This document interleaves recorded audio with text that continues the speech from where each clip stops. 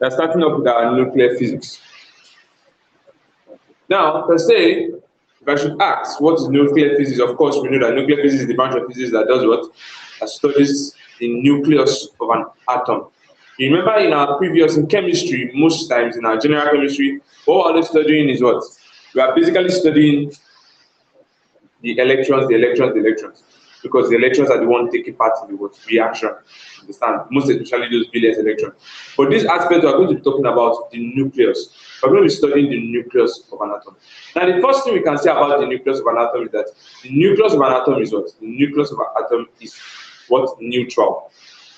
Is it neutral or positive, brother? It's positive.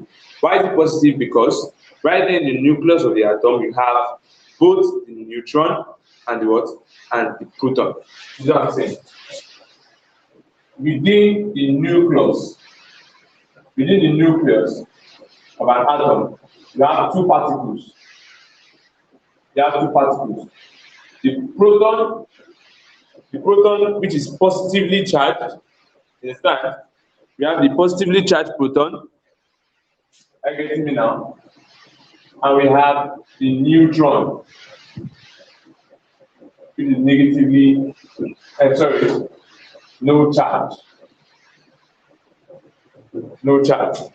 Now, if inside a nucleus, we are saying we have proton which is positively charged, these are the fundamental ideas, and you will need to apply the fundamental ideas to do complex things later.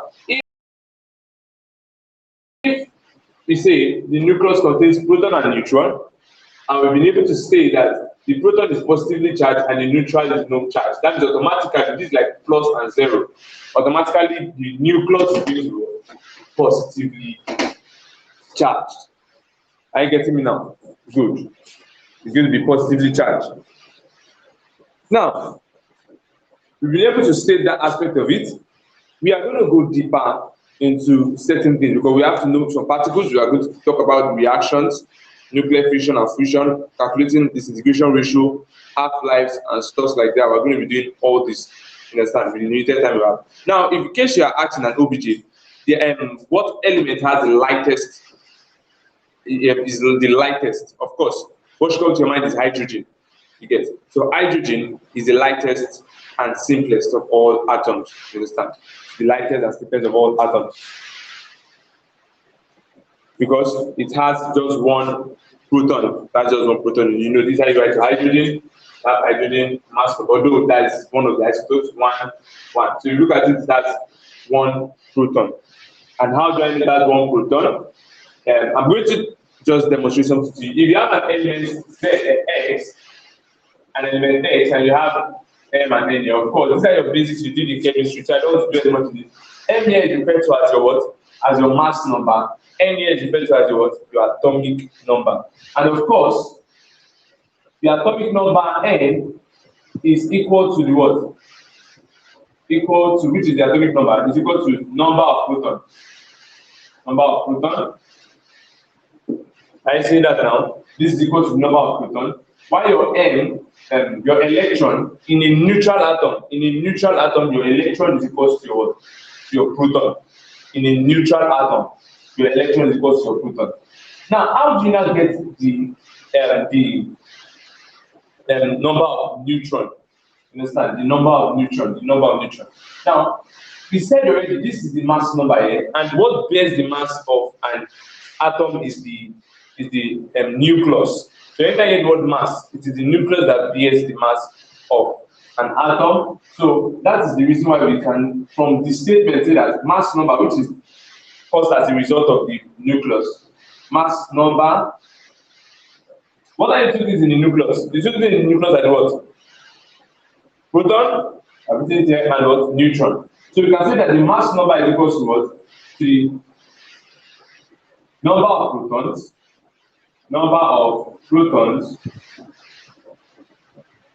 plus number of neutrons. Number of protons plus number of what? Neutrons. So if you can use this, you'll be able to get any of these parameters here. You can, if you have a proton, you can get your neutron, if they give you a mass number, and same thing. All these things are just the basics of all of them, of what we're talking about now. That are just the basics of what we're doing now.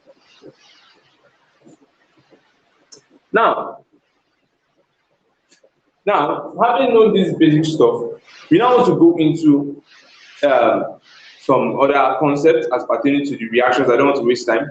As pertaining to some particles, rather. We know we have different particles. I'm going to take you those particles now, and we'll go straight to their decay. And as I'm talking about their decay, I'll just go straight to nuclear fusion and nuclear fusion. You understand? They will start talking about binding energy, the mass defects. Once we're done with that, we'll now go to distribution. Now, what are the special particles that I have to make sure you are conversant with? You have some important particles I have to make sure you are conversant with. Now, you need to know those particles and you need to know what they represent. You need to know the particle and know what they represent. Now, if I may ask you, let's just look like this: particle, their symbol, particle and their symbol, and maybe the charge they carry and their charge. There's my red marker. Yeah, just the red marker somewhere. Okay. Get now, if I now read it,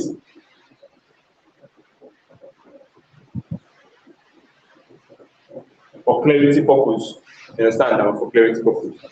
Now, each of them have their different masses that are measured in atomic mass units. But for your level, you understand, you don't really need these atomic mass units like to master or cram their atomic mass units. These are things that will be given to you. These are things that will be given to you. So if you have any question anyways during the course of the lecture, please, you can drop your question there in the comment section. Like you see where they put the comment section, you can drop your question there and I will see it from there. Okay, so what are the particles that we have? We have the proton. We have the proton. In radioactivity, the ability to be conversant with these particles is what will enable you to ace the class as pertaining to this topic. You get it? So you have protons, and then it's just, let me just write them for that. Protons, we have neutrons. These are the important particles you need to know. Proton, the neutron, your electron, your positron. You have your proton, neutron, electron, positron. You also have your deuterium, which is an isotope of hydrogen. Then finally, I will talk about the different other special particles that we have, which are your, this is your alpha. Your alpha, of course, this one also is some people call it beta particle. So you have your alpha particle. Are we together there? So those are important particles that we need to actually take note of. Very, very important and very, very key. Very important and very key. Now I want you guys to do me a favor. Now. How many of you can just quickly looking at this? How many of you can quickly fix in the symbols of all this? If you can, just try it. Now let me do it. Listen. Your proton is represented as P. The symbol is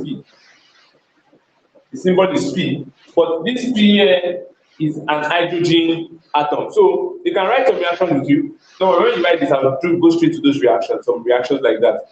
You have to know what was removed, what was added, was a proton added, was a proton removed, and that will be based on the reaction. So I will give you the rule. So I said your positron is your hydrogen atom, and that's your proton is your hydrogen atom. Let me just market it once and for all.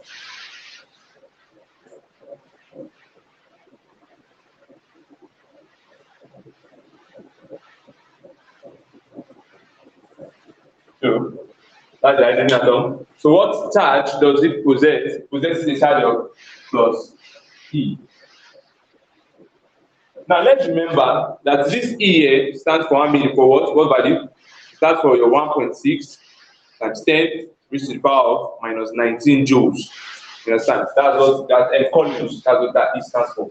1.6 times 10 to the power of minus 19 columns. Okay, what about our neutron? Our neutron is our N. We represent it as N, and this how we write it. N0. Now, this thing you need to take note of. Your proton has a mass number of 1 and an atomic number of 1. Are you getting me now? Your proton has a mass number of 1, atomic number of 1. Your neutron has a mass number of 1, atomic number of 0. So during a neutron decay, it means that you will lose 1 mass, like the mass will reduce by 1, but the atomic number will not be affected. Are you getting me now? So that's how for that one. And what is the charge of a neutron? Of course, I've said it, that is what? 0. That is 0. Then your electron, also known as the beta particle. Of course, we know that that one now is going to be what? It's going to give us the value of what? Of, we represent it as E. As E. Some people you call it beta. Are you getting me now? That symbol. Some people call it beta like this. You get what I'm saying? Some people call it beta. But of course, the charge, we know, the electron, we call it E minus 2. Of course, we know that this should now be E0 minus 1.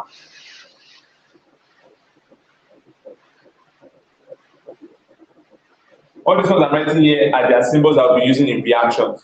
I get me now. Please, you have to, once you understand this aspect, you won't be having problem with the processes, the decay processes, the disintegration processes, the reactions. These are the things that are the mechanisms responsible for the mechanisms of those reactions. So I call this one the proton, mass number 1, atomic number 1, neutron, mass number 1, atomic number 0, electron, mass number 0, atomic number minus 1. Very careful with this. So we're going to treat some reactions that pertain to this. And your positron is the same thing like your electron, it's just that it's the positive one. Okay, in this place here, what will be the charge to that side? Of course, we know that this will be negative E. Negative E. And I told you guys the value of your E already. I said that your E is what? Your E is 1.6 times 10 raised to the power of what? Times 10 raised to the power of minus 19 columns. Now, your positron, I said already, your positron is actually having the same symbol as this one. It's just that because this one is E minus, positron is E plus or beta plus. I get it now. Then this place you have E naught, of course, but it will be plus 1 at the day. This one is minus 1 plus 1. I get it now. And of course, what will be the charge? The charge is going to be positive E. Positive E. Deuteron, from the name, deuteron, it is one of the isotopes of your hydrogen. I get it now, deuteron. And that one has H from the word deuter, so it's having 2 as mass number, 1 as atomic number. I get it now. 2 as mass number, 1 as atomic number. And what is the other symbol? You can represent that D. It also has the charge of E. Understand? Of course, I've made you guys understand what we mean by the charge of E. Now, also, the last one, the alpha particle there, we represent it as alpha, of course. And we know that our alpha particle is an helium atom, which is He4 and 2. I see that now, He4 and 2. Good. Helium atom. And what is the charge? The charge of that one is plus 2E. If this plus 2E, I want you guys to tell me what will be the value.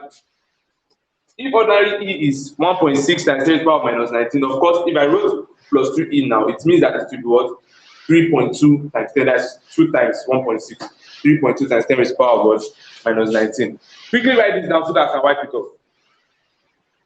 And please remember, I told you that the fastest way of doing this thing is just take a screenshot. Once you can screenshot these things, we move on faster. You understand? So quickly write, or if you find out that you're slowly writing, screenshot so that I can move on.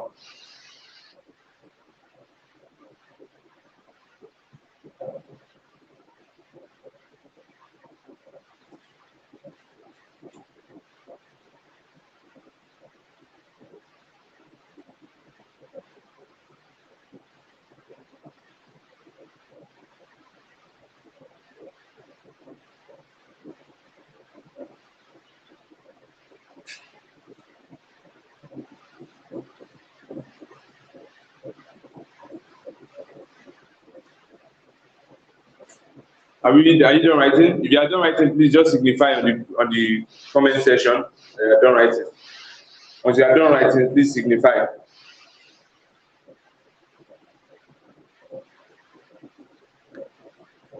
Okay, one person is done.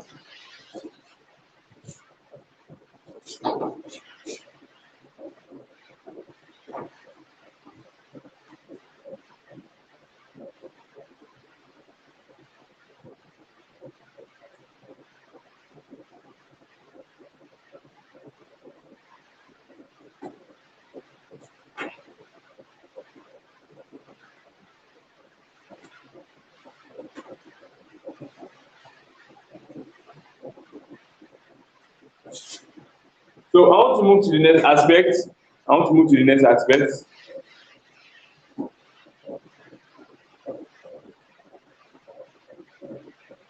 And what's that aspect called? Let's talk about the transformation of elements through radioactivity. The transformation of elements through radioactivity. Transformation of elements through radioactivity.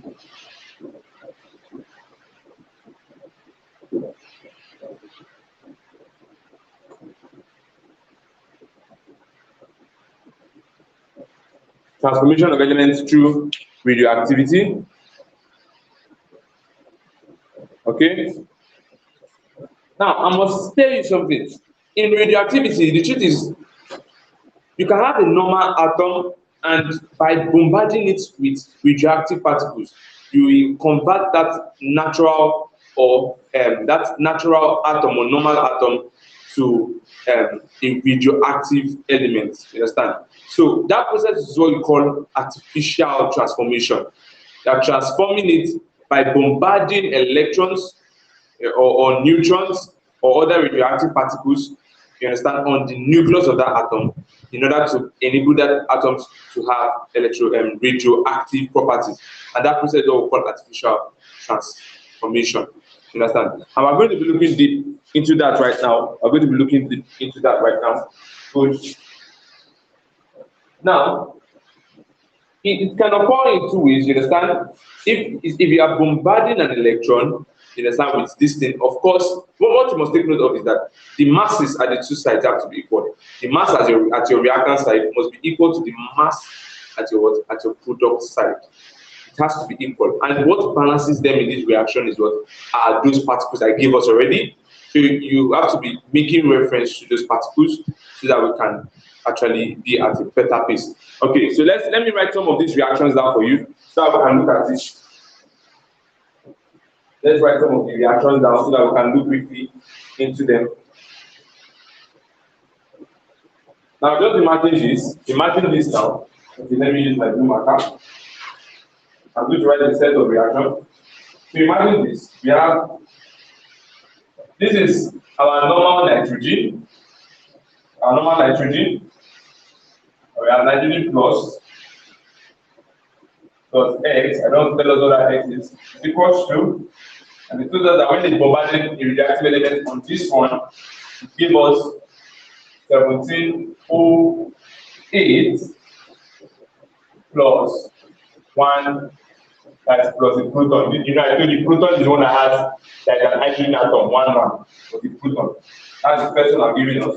And the second one I want to give us now, we have magnesium 2412. Let's imagine we have magnesium 2412.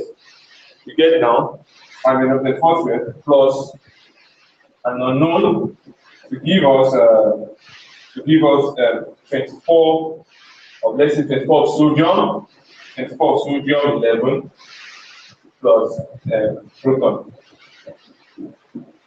Understand that now? So let's imagine we have that now. How do we then solve?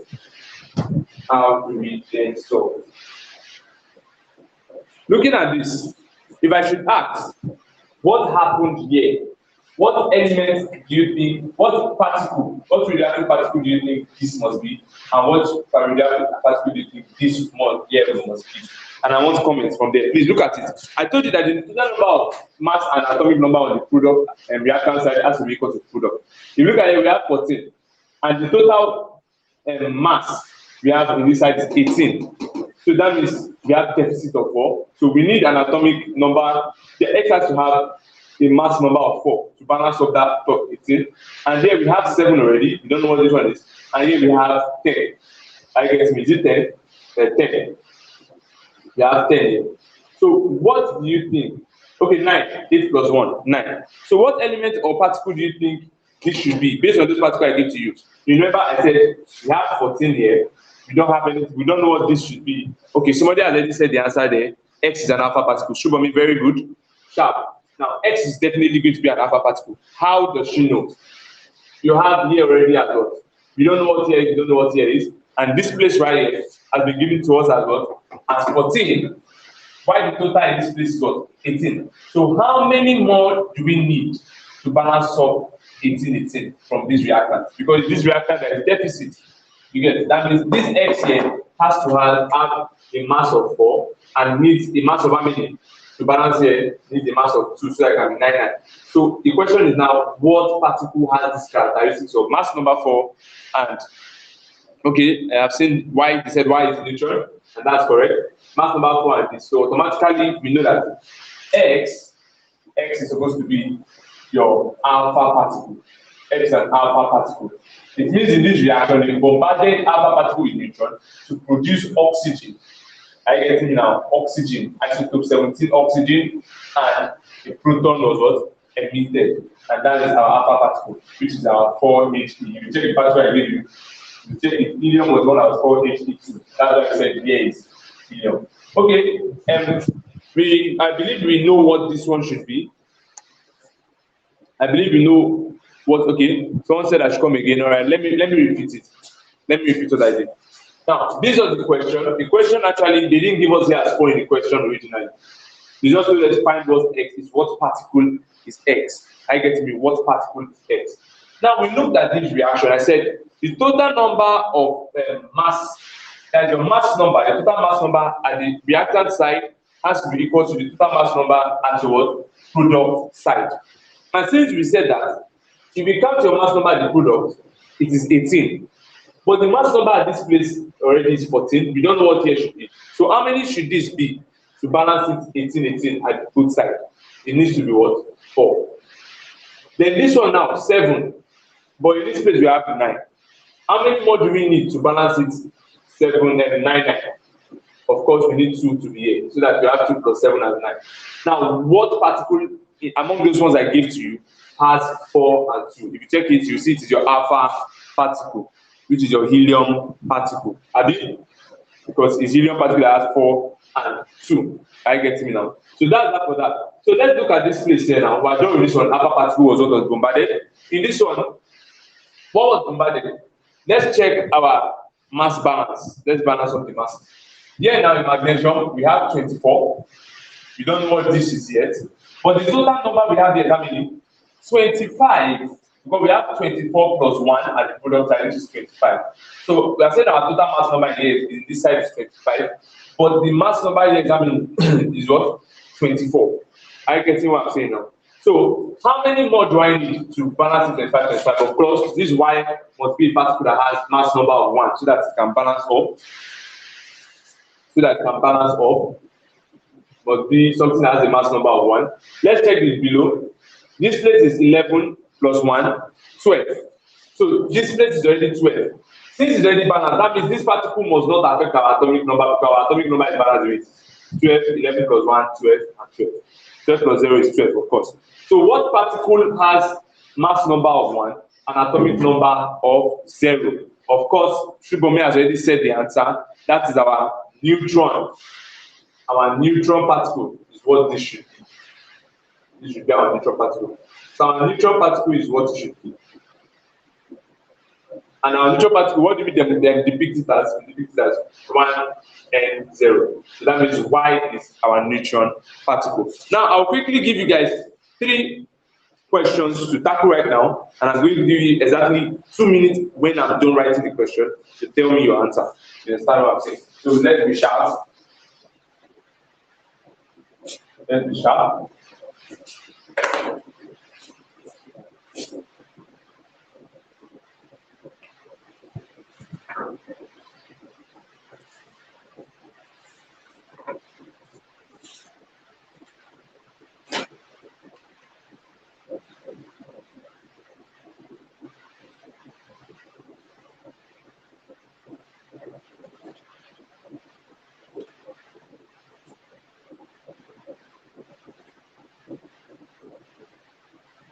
Now, this question says, let's write problem 1.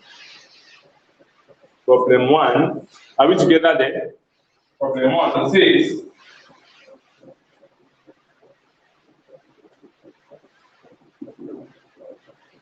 sodium 23,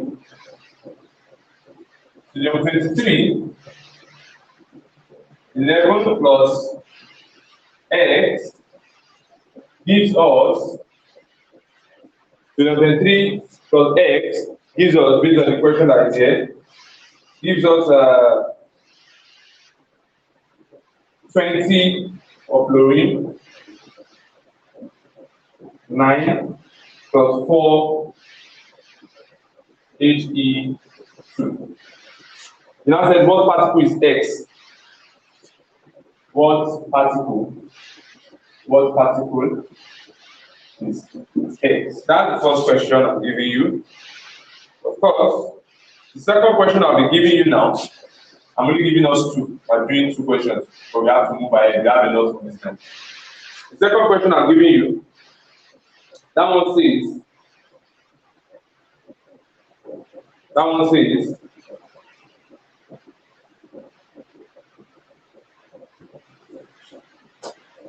an element X and element X of atomic number 88 of atomic number 88. Of course, I told you atomic number is the number that the mass number is number. So an element X of atomic number 88 and mass number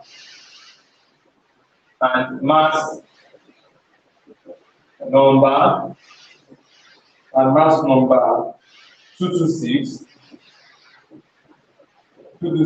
decays to form an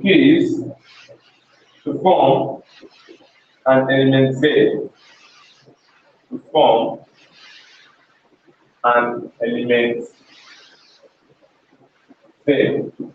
to stop by emitting 2 beta particles and an alpha particle. By emitting 2 beta particles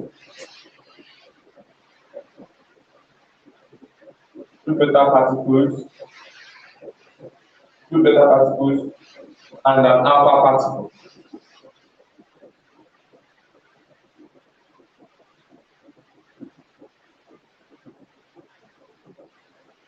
To stop.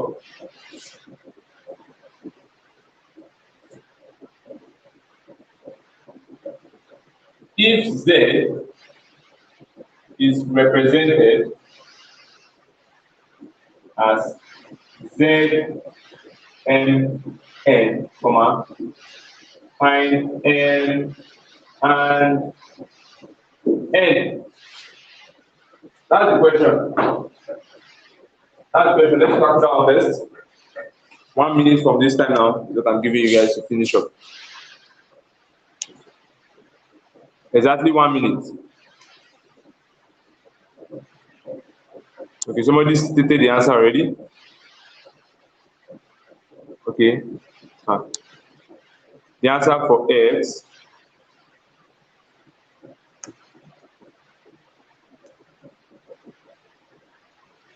Okay, so X is a neutron. You guys are correct with that. X is a neutron because if you look at it now, where's my red marker? We see that the value of X here, the value total number of masses here and here is equal to 24. So we need, and here is 23. X has to be 1 so that we can balance it 24. And here we have 11 in this reactant side and 11 already here. So we need a number that will not affect the atomic number. And the only particle that has this is our what? Is our sodium, and is our neutron. Our neutron. 1 and 0. See that now? That's exactly what we have. That's exactly what we have. Okay, so you are correct with that one. What about problem 2? Problem 2. Quickly, without time. Sharp.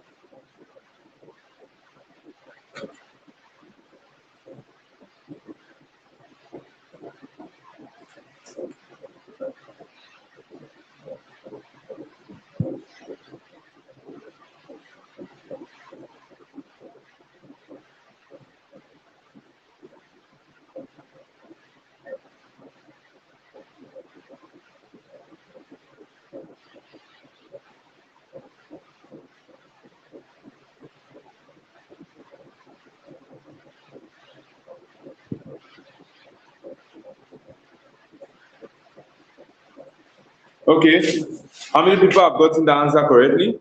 So Bomi said M is equal to 262, while N is equal to 84. How many of us agree to that statement? 262 and 84. Let's see.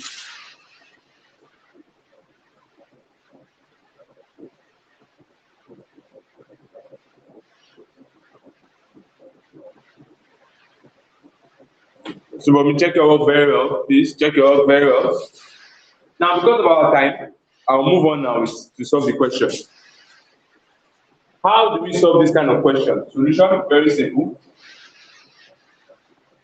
They just told you right now that what? An element X of atomic number 88. That's the number down. So let me write X down. This X. Atomic number 88. So let's put 88 right here. And mass number 226. I see now.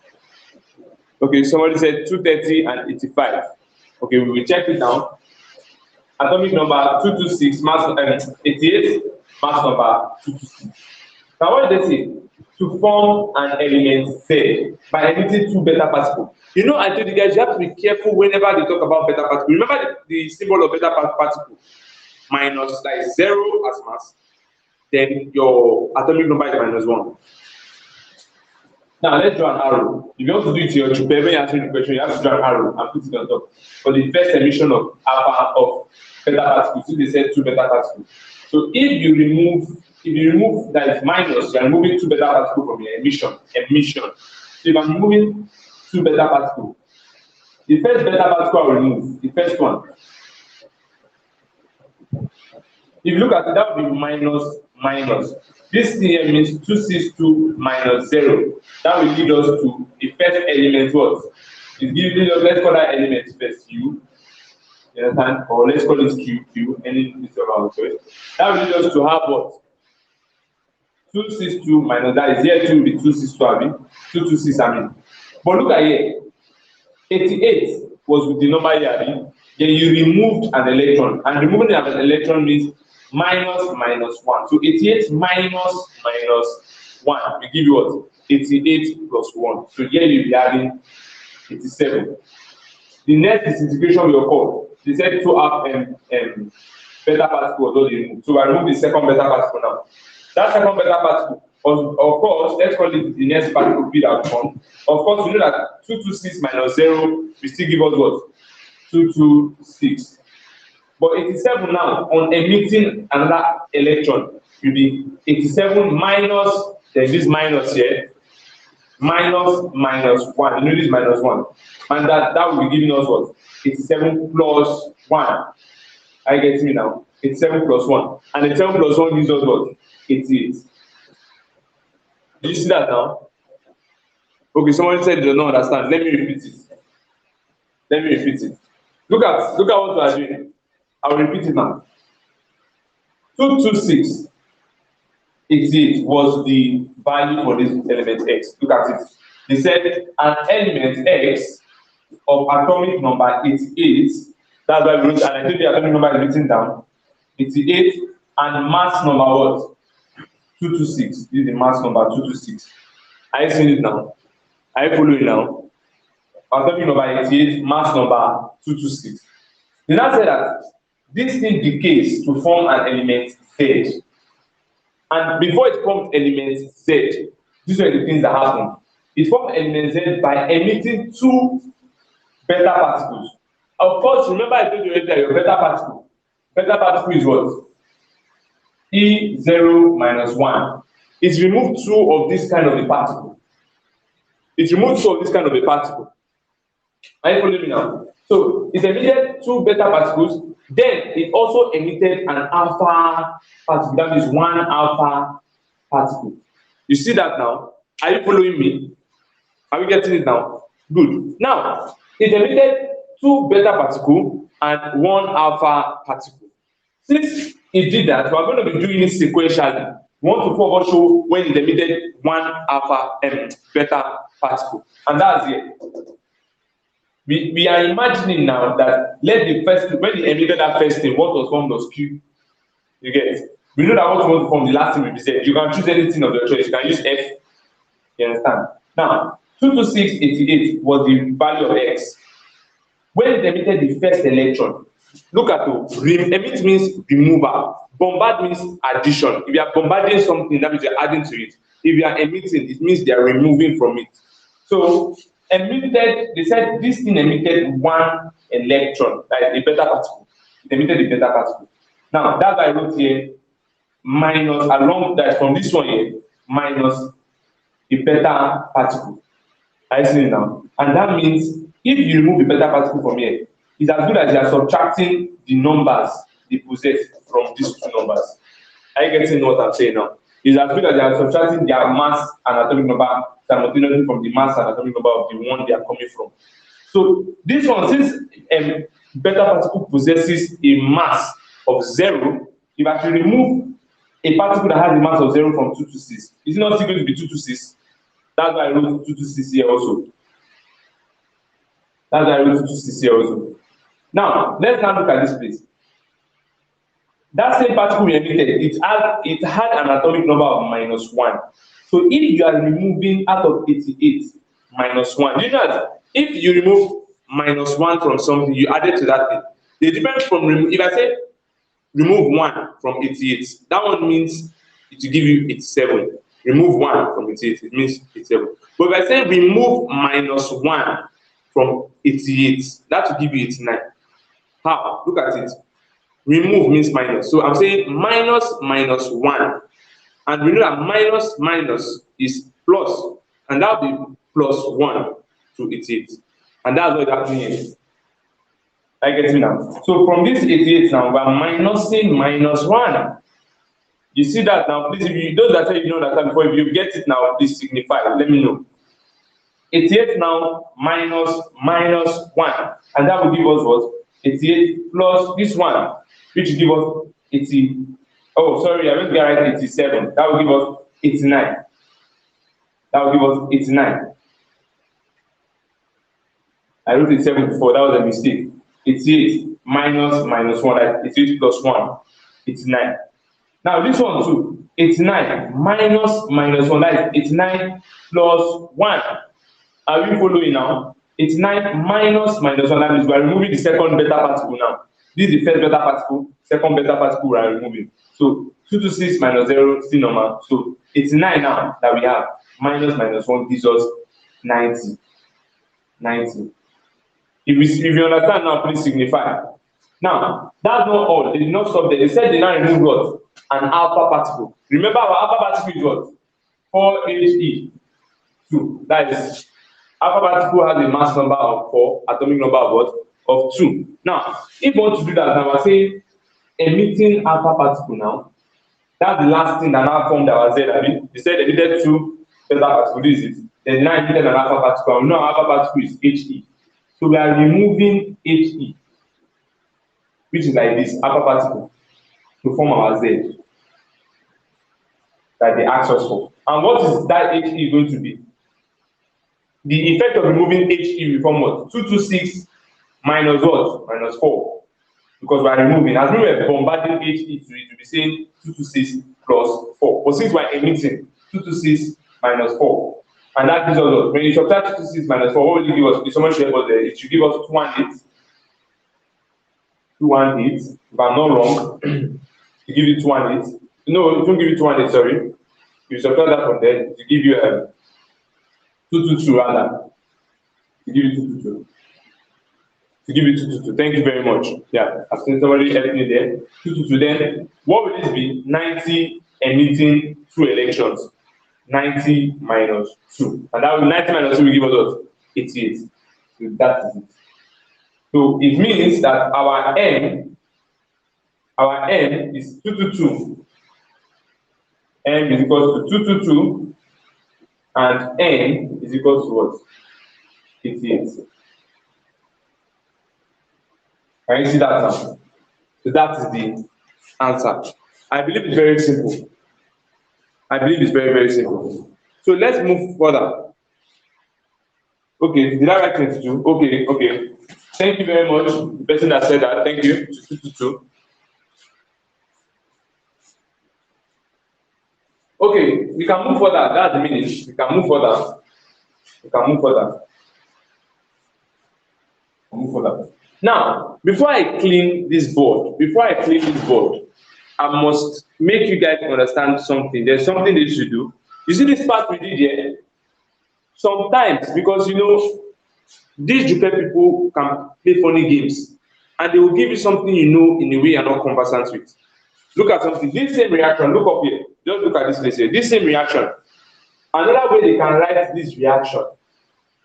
They might not write the reaction out for you like this. Another way they can write the same reaction is like this. They will just tell you write something like this here. This is N14 Abi. You know, since we are dealing with nucleus, it means we are going to be emphasizing more on the mass. If they want to write the same reaction, you write 14N, open bracket, close bracket. Then what did you form? 17 oxygen. What will be inside the bracket at the first place is the particle that was emitted.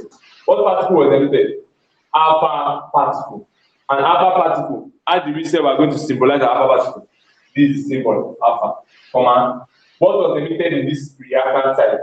In the product side. That was proton, Abi. So you come here and write. This thing here is the same reaction like this. Do you see that thing I just did now? So that's another way they can give you the question. And when they do that, people used to get confused. They wonder now, what do you want me to do like this? If they write this, it means 14, nitrogen 14 plus this thing here was what gave us oxygen 17 plus this particle here. Please, if you understand what I just said, signify. I want you guys to write this one the way it should now be. How will this one now be? Write it down. Just write it anyhow you can write it in this place. I understand. How will you write this one if you don't write it in this format? Write it there quickly. Quickly.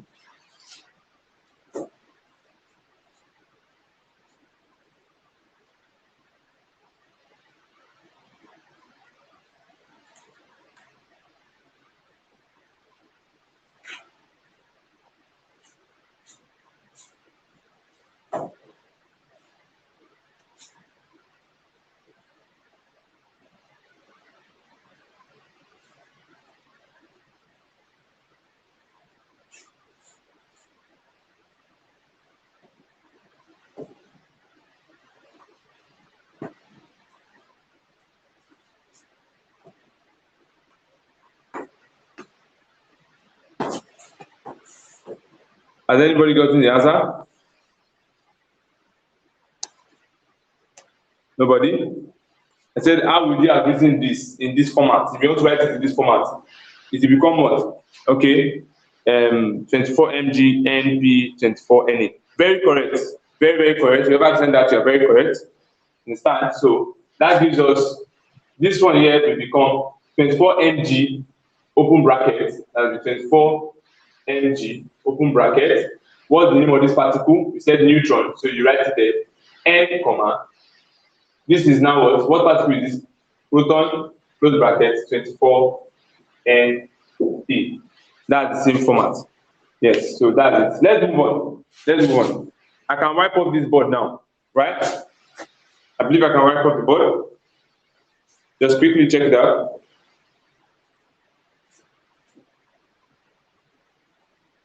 We now talk about the types of reaction we have in radioactivity.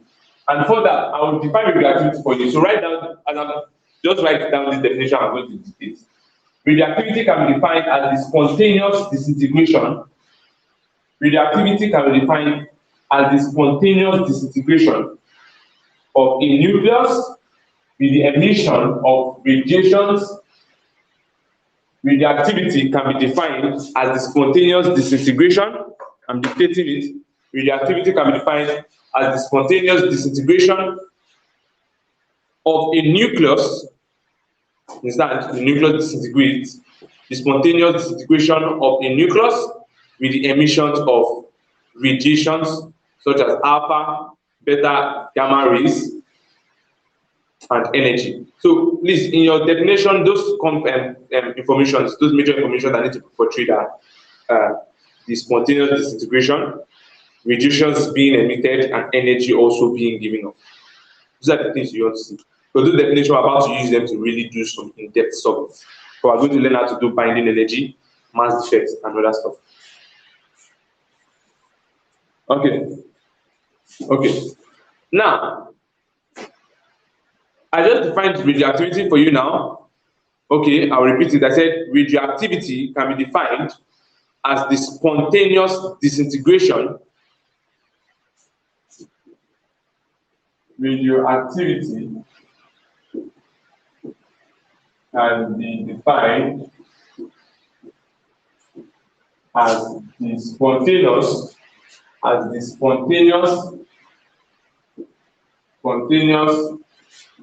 disintegration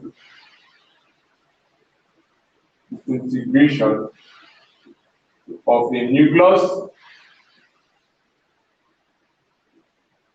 with the emission of radiations alpha, beta, gamma rays, and energy.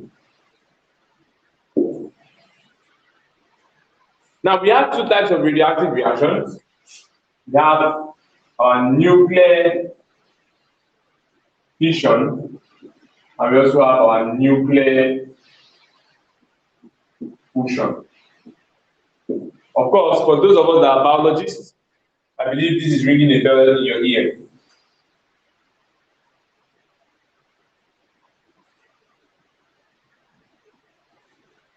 What do we mean by nuclear fission? From the word fission, we're talking about splitting of a nucleus.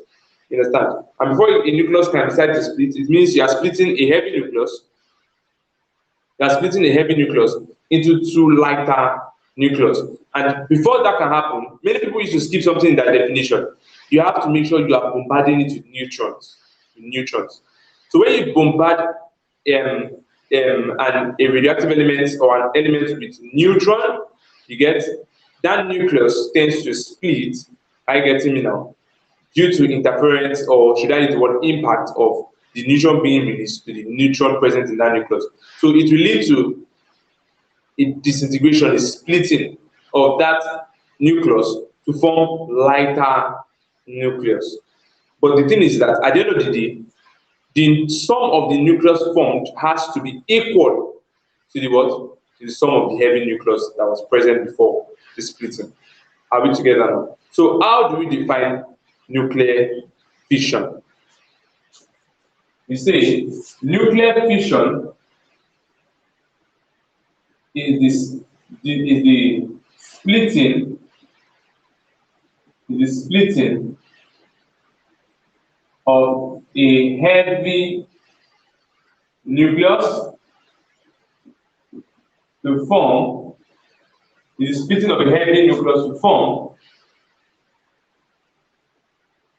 lighter nucleus.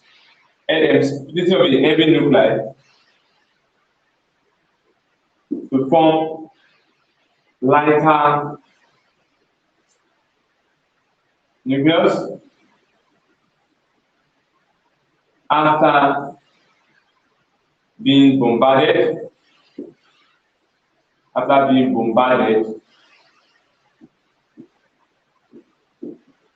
with neutron, with the emission of energy, the emission of energy.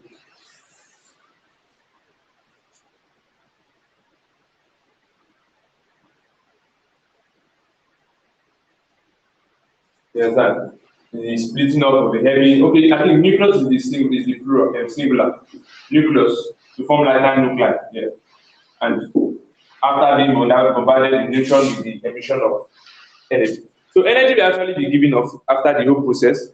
Energy will be given off after the process, and you must be able to see a fission reaction and identify that it's a fission reaction. These are things that you might be asked. You'll be asked. So let me just give you an example of a fission reaction. You don't need to cram a fission reaction actually. You don't need to cram a fission reaction. They will give you a reaction and tell you to do this or to balance the reaction in terms of radioactive or nuclear. So an exemplary reaction I'll be using right now is the bombardment of uranium. The bombardment of uranium, which is a very common one. You get that your uranium-235, so uranium-235, which of course has a mass number of 92. You get now, when it is bombarded with neutron, I told you that the process requires neutron. You have to bombard it with neutron. You get, I told you already, Abby. So you have to bombard it with neutron. So when you do that, it will now form two lighter nuclei. Let me shift this thing back more, of course, please. Uranium-235, 92. Of course, I said when you have bombarded it with neutron, and we know that our neutron is, we know that the total thing that this place has to be equals to the total thing that this side, the masses and the atomic number. So it will now form this barium, barium-144, which is 56. And maybe krypton. From krypton is 90, so if you add up krypton 90, understand, which is 36.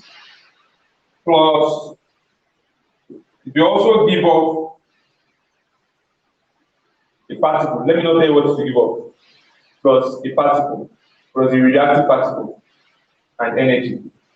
Who can tell me what that particle should be? Who can tell me what that particle should be? I want you guys to look at it. Imagine I put X here. Tell me what this X should be. Based on the knowledge you have already previously on what I've been doing, what should X be?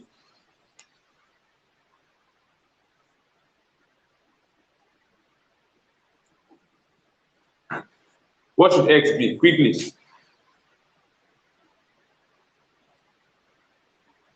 Three neutrons. Are you sure? Is it 3 neutrons? Let's check. Let's check. Should it be 3 neutrons? Okay. We know that this place should not be affected. 92. 92. So that means here has to be 0, of course. 3. Here has to be 0. Okay. So here now, this top place now we have 235 plus 1. Gives us what? 236. Let's sum up this place. You have 236 here. Let's sum up this. When you add this place here, you'll be having 2, 3, 4. So 236, 234. How many more do we need? We need 2 here. But we cannot write 2 here. There's no particle that has 2 here. We can only write 1 here and say we require 2 moles of that. So what do you think this X should be? Neutron.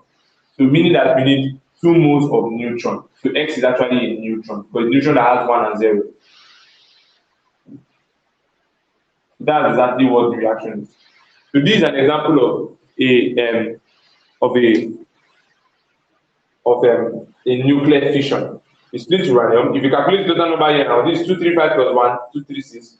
Then 144 plus 90 gives us 234. So plus 2 neutron particles, 2 masses, because this is 2 neutron. That's 1, 1. You understand? Which 2? The 2 is to balance it up. This 2 here is to balance it up. Without this 2 is not balanced. If you remove this 2 now, you notice that everything here will be 235. But what we need is 236, because the total here is 236. You get it? So we have 144 plus 92, 34. So we need 2, 3, 6. That means we need 2 more of the mass. You understand? So that will give you 2 more neutrons. You get? So that's an example of a nuclear fission experiment. Now, good. Please, this is the key word here. Bombarding with what? Neutron. But nuclear fission has to occur under high temperature and what? And pressure. High temperature and pressure. So if I was going to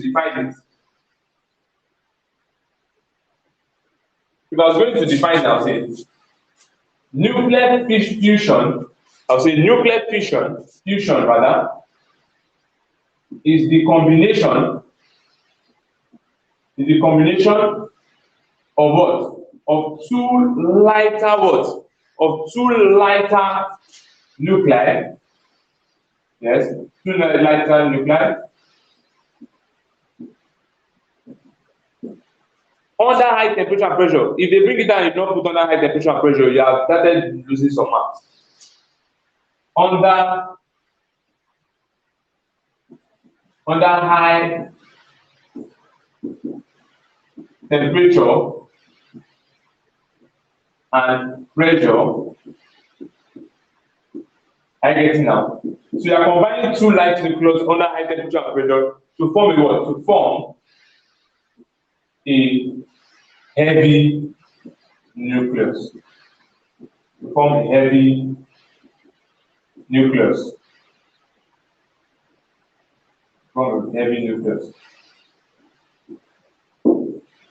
You understand? 2 light nucleus are combined at high temperature and pressure to form a heavy nucleus.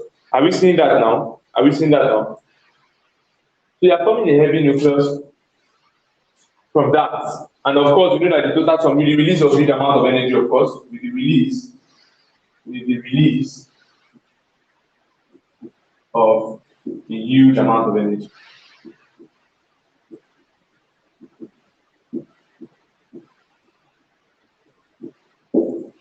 The release of a huge amount of energy. Please let me just shoot it so I can see a bit better, get a better view. Okay, so like if I want to write a demonstration of that now, so if I combine my deuterium with my tritium, that is, by writing this reaction now, plus 3Hi. These are 2 different isotopes of hydrogen. This is deuterium, this is tritium, and I react them together under high temperature and pressure. I get me to form helium. Who can tell me the radioactive particle that will be given out? What radioactive particle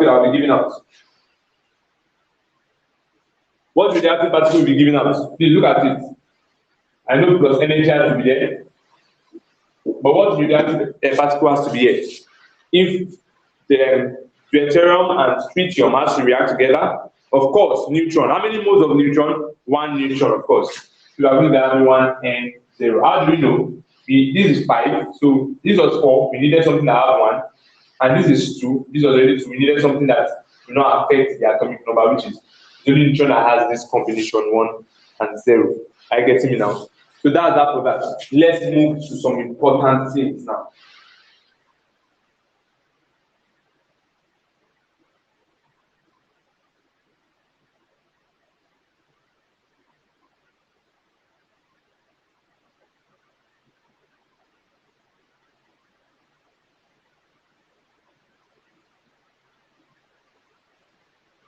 Please write fast so I can wipe off the board. Yes, this one is deuterium. This one is tritium. Are you getting me now? These are isotopes anyways. These are isotopes. I'm just using as an example. Deuterium, tritium to form helium plus that. Now, write fast so I can erase the board.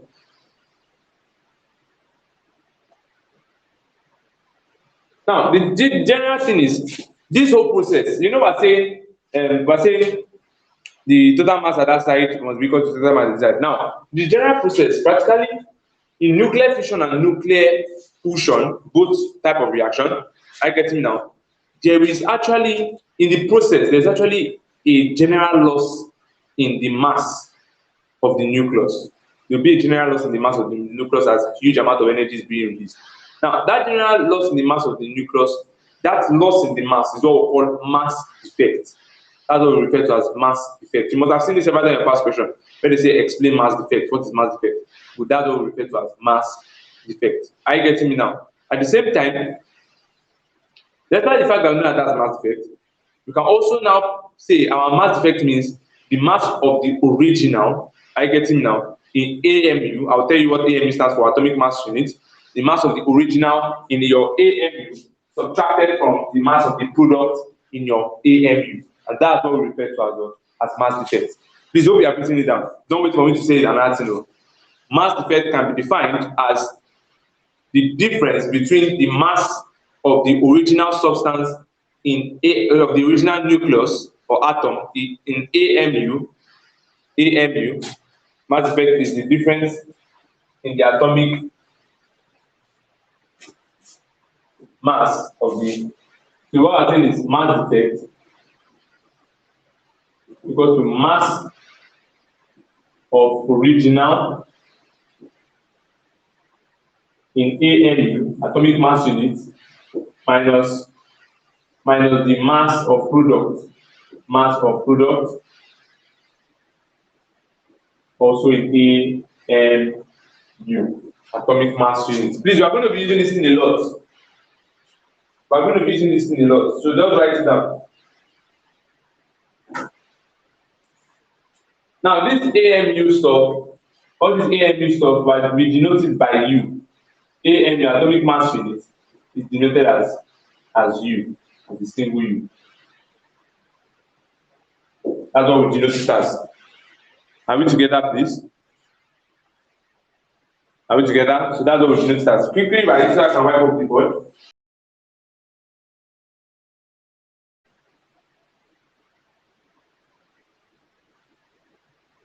So the binding energy is just the measure of the difference in mass that occurs in a nuclear reaction. Please write it down. Your binding energy is just the difference in mass that occurs.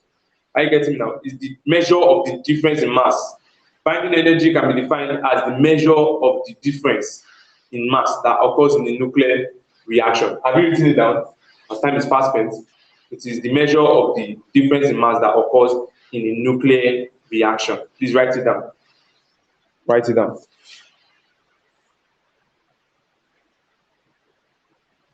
Now, can I wipe off this? Are we done writing? It's not clear. Someone said you can't see the board. Who is that?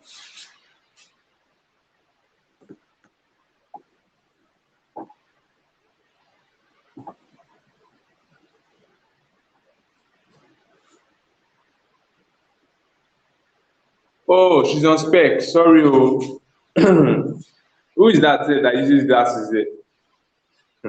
Okay, please, let me wipe off the board. Let me wipe off the board. Screenshot.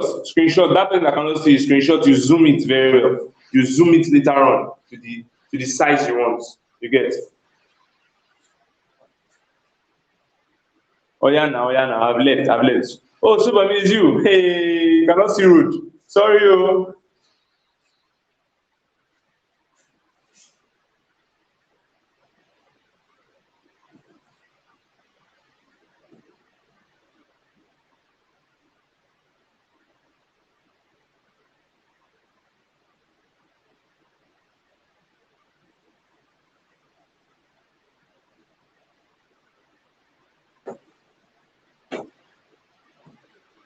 Okay, I think I can see now.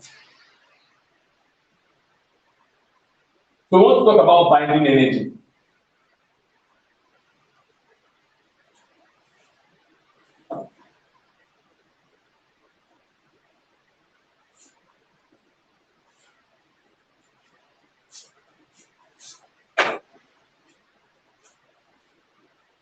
Now, binding energy.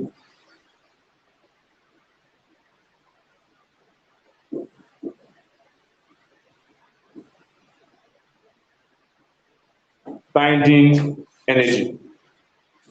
Now, what do we mean by binding energy? I told you it's the measure of the difference, Abi. It is the measure of the difference in the mass. It is the measure of the difference in the masses.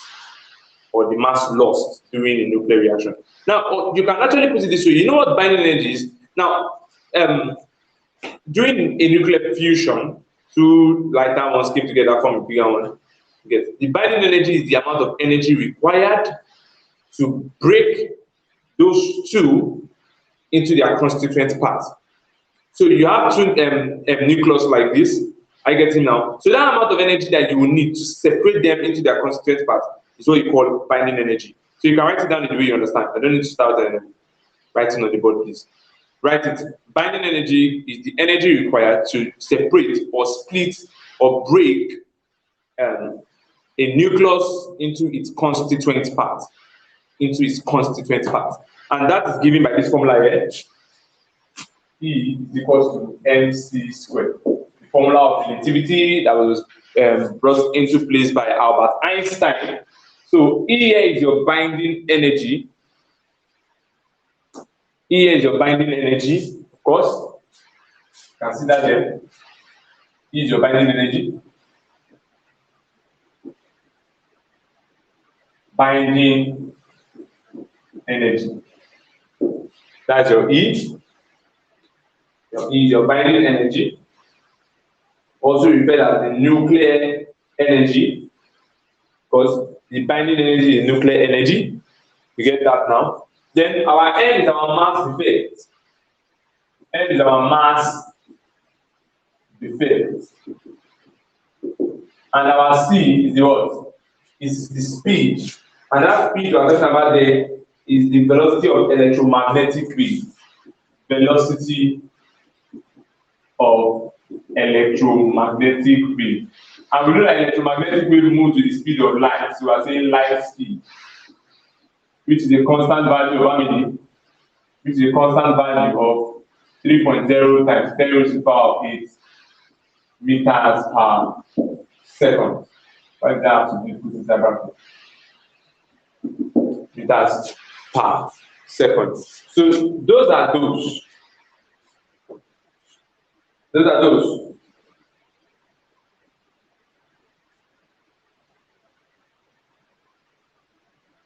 Now, into its constituent part, somebody has a question. I said, it is the amount of energy required to break the nucleus into its constituent parts, into its separate parts. You understand? You want to split it into its separate parts, and that's what we call binding energy. Somebody has a question, so you can fill that up. Now, the nuclear energy here, the unit of nuclear energy can be expressed in three forms. The unit of nuclear energy, you can express it in three forms. You can express it in atomic mass units, that's U. You can express it also in joules, your normal joules. Then lastly, you can express it in electron volts. These are three ways you can express it. Very, very important. And you need to know the conversion of these things. I said you can express your nuclear energy in electron volts first, or electron volts, and one electron volt, of course. One electron volt, I said that one electron volt is equal to 1.6 times 10 to the power minus 19. You know that? 10 to the power minus 19 joules. One electron volt is equal to this. So sometimes they will give you your energy in electron volts, and what they just expect you to do is to convert it from electron volt to your joules. Because one thing is that make sure when you are solving, you don't just solve with anything, like you use joules to solve. So also we have our atomic mass units. Our atomic mass units. And what you must know is that one atomic mass unit, and one of these, which is our atomic mass unit, is actually equals to 931 electron volts. These are the conversion things you must take note of. 931 electron volts, which is equivalent to 1.490, equivalent to 1.490 times 10 raised to the power minus 10 joules. You understand? Which does that for us. Then finally, I think I should actually make you understand that 1 AMU is equal to 1.66. 1 AMU is equal to 1.667 times 10 raised to the power 27 kilogram. Yes. Did I write 27? I meant minus 27 kilogram rather. Minus 27 kilogram. Please write down all these things. These are the important things you are going to be using right now. You understand? These are the important things you are going to be using right now. 1 electron volt equals to this joules. 1 atomic mass unit, 1 mass atomic mass unit. You understand? 1 unit of atom is actually equivalent. The energy possessed by 1 unit of atom is equals to 909. Did I write electron volt? Sorry, it's supposed to be MEV. It's supposed to be MEV. Supposed to be MEV, not EV. MEV, that is milli electron volt. You know what that means? That milli electron volt. If you don't convert it to electron, this is macro electron volt. You understand? So if you don't convert it, that means you are going to be times it by 10 to the power of 3. You know, capital letter N in physics, capital letter N stands for what? Your what? Macro. So that M there means times 10 raised to the power of 3. That means multiplying it by 1000. So this is equals to what? This is equals to 931,000 electron volts. Or you see 931 macro electron volts. And 931 macro electron volts is equals to this. So please keep this, write these things down. Now we're going to solve questions right now. We're going to solve questions right now.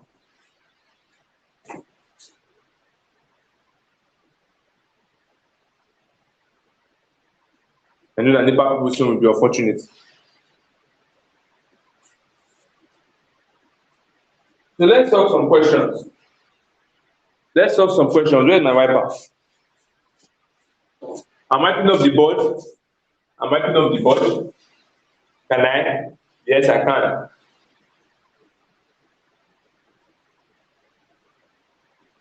You can take your screenshot, I told you.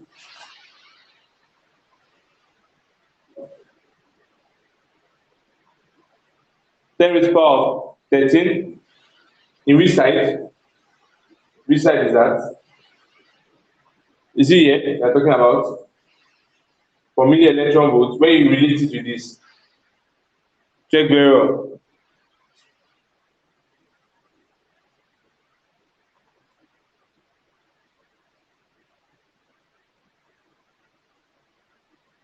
Because I know that your 1 milli electron volt is the one that is raised to the power of minus 13. That is, as means just 1 milli electron volt, I was talking about like 1 milli electron volt.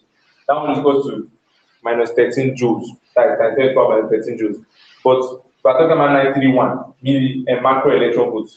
As means we're talking about 1 macro electron volt. 1 macro electron volt is equal to this value here times 10 to the power. You understand? But if you are talking about this, it's going to give you this. Just take your time and do it properly. Let's move on. You have time.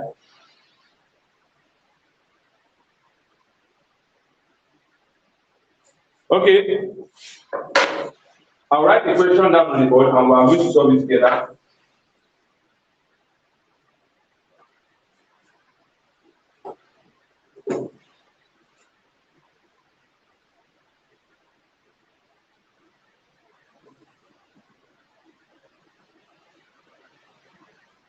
Now this question says, the question says,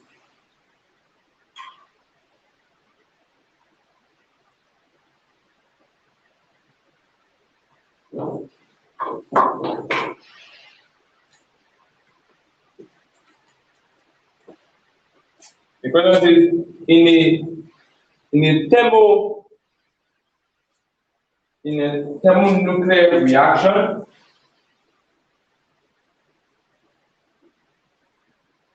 in a thermonuclear reaction,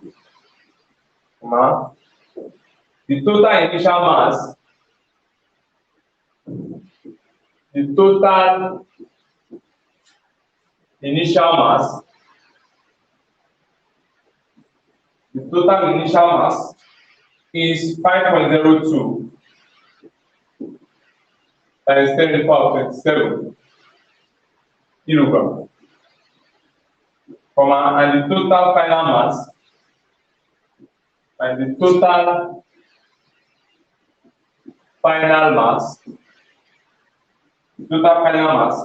is 5.01 times 10 raised to the power of minus 27 kilogram. The question answers the energy released in the process is that the energy released in the process is that, and they give us our speed of light. The open bracket c is equal to 3.00 times 10 to the power of 8 meters per second. How do we solve this? How do we solve it? Of course, this question is actually very straightforward. This question is actually very, very straightforward. They have given us, remember I said mass defect has to do with the difference between your what? Your original minus your what? Your initial and your final, that's your product. So the mass of your original minus the mass of the product. Now, what's the mass of the original here? The mass of the original is this is the initial, the original. And the mass of the final, which is the product, is this. So, remember in this formula, we said in this formula that was, and our E is equal to mc squared. M here stands for the mass defect. So, our N is going to be equal to the mass defect, which is this initial mass, 5.02 times 10 to the power minus 27 kilogram minus 27 kilogram, subtracted from the final one, which is 5.01 times 10 to the power minus 27 kilogram. Get that down. And that will be equal to what? When we subtract this, that will give us our mass defect. Why? Because I said at the beginning that our mass defect is the difference between the original and the what? The mass of product. So when this you do this, looking at this is 0, 0, 5, like when you subtract your calculator, you actually be having 1. You actually be having 1. 1 times 10 to the power of minus 27 kilograms. So that's what we're going to be slotting into this place. That's what we're going to be slotting into this place. Is it going to be minus 27? Pressing your calculator, I think it will be minus 29. It will be minus 29. If you subtract these two things, it will give you minus 29 because that subtraction was here. Check it. For those of you that have calculator. So this now be where we slot it into. That is our mass. Then our E, we are going to be looking for our E, we have our C. That means E is equal to what? N is the value 1 times 10 to the power minus 29 kilogram times C, which is what? 3.0 times 10 to the power 8 meters per second. And when we do this, what does it give us? What will it give us? Okay, as the answer here, I wrote minus 29. That's not the final answer, that's our mass defect.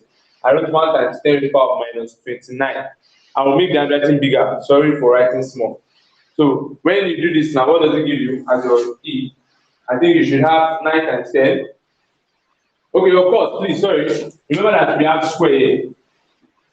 In our formula, MC squared. Remember, MC squared. So we should square this C. And when we do that now, everything should give us 9 times 10 to the power minus 13 joules.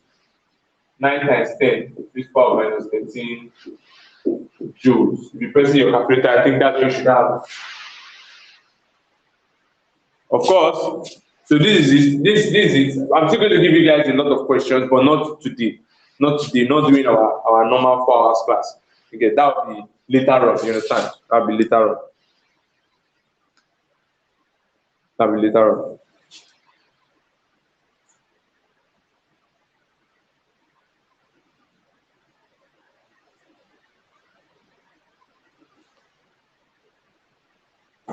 Okay. Okay. So we have done this. Can I wipe it off? Okay. The answer to the mass defect, 1 times 10 raised to the power of minus 29 kilogram. The answer to the mass defect, 1 times 10 raised to the power of minus 29 kilogram. That was the answer to the mass defect. 1 times 10 raised to the power of minus 29 kilogram. Okay. Please be fast so that I can rub it off. So we can solve some other types of questions, which are the types you will see in your Defect error. You cannot imagine. I can be writing that question down here. I can be writing it down there.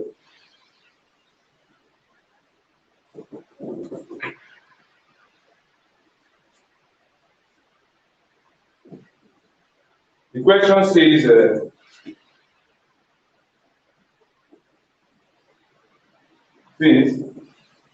a possible fusion reaction, a possible fusion reaction is, a possible fusion reaction is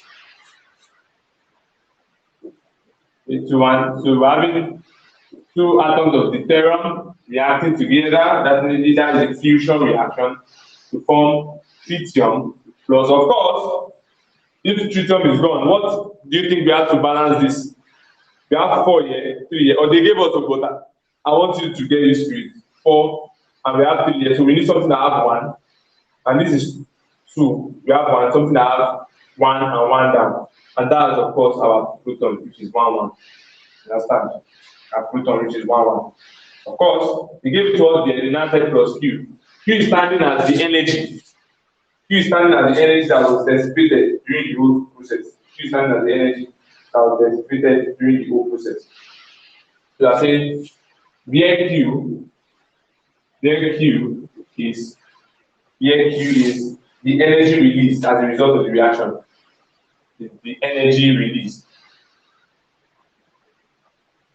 The energy released as a result of the reaction. That's the energy released as a result of the reaction. Okay? Then now said, if Q is equal to 4.03 macro electron volts, if Q equal to 4.03 MeV macro electron volt, this M stands for times 10 raised to the power of what? 6 M times 10 raised to the power of what? 3 macro electron volts.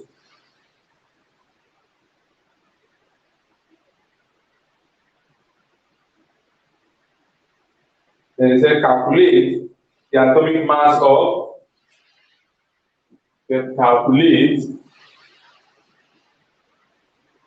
the atomic mass of 3Hi in atomic mass units. The atomic mass units.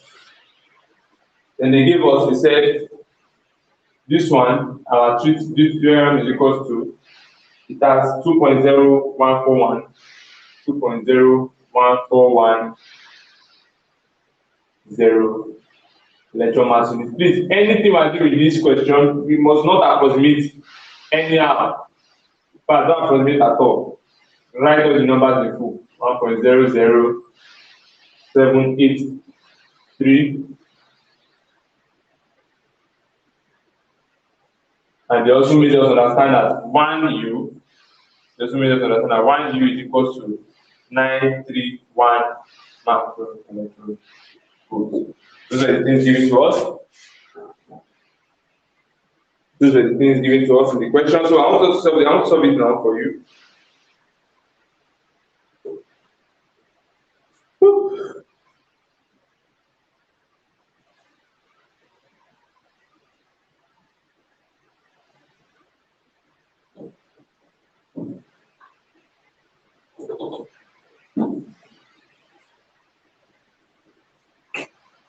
Are we done writing it?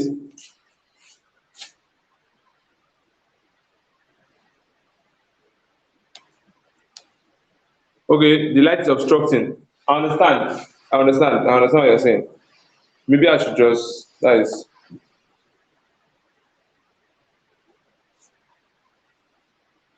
Let me change the light. This light is.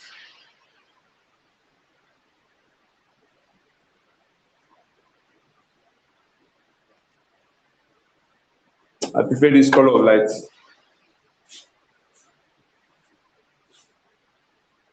How are you getting it? Please write quickly. Let's solve this question.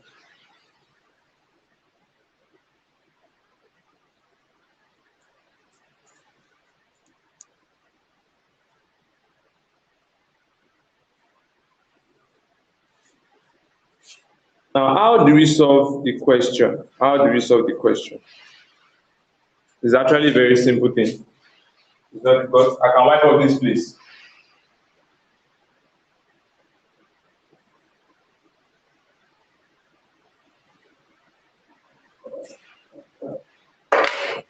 Now, look at something.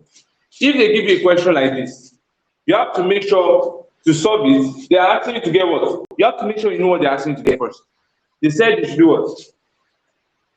Calculate the atomic mass of what? 3Hi in atomic mass units, which is that U. Now, they want you to calculate the atomic mass in atomic mass. Of course, you know that this 3 here is atomic mass, not in AMU. It's just the atomic mass. So, we want to get the atomic mass of this H31, that is this tritium, in atomic mass units. And that's the reason why they gave this reaction. It is this reaction that helps you. How do we solve it? Follow the reaction. Look at it. You are following the reaction.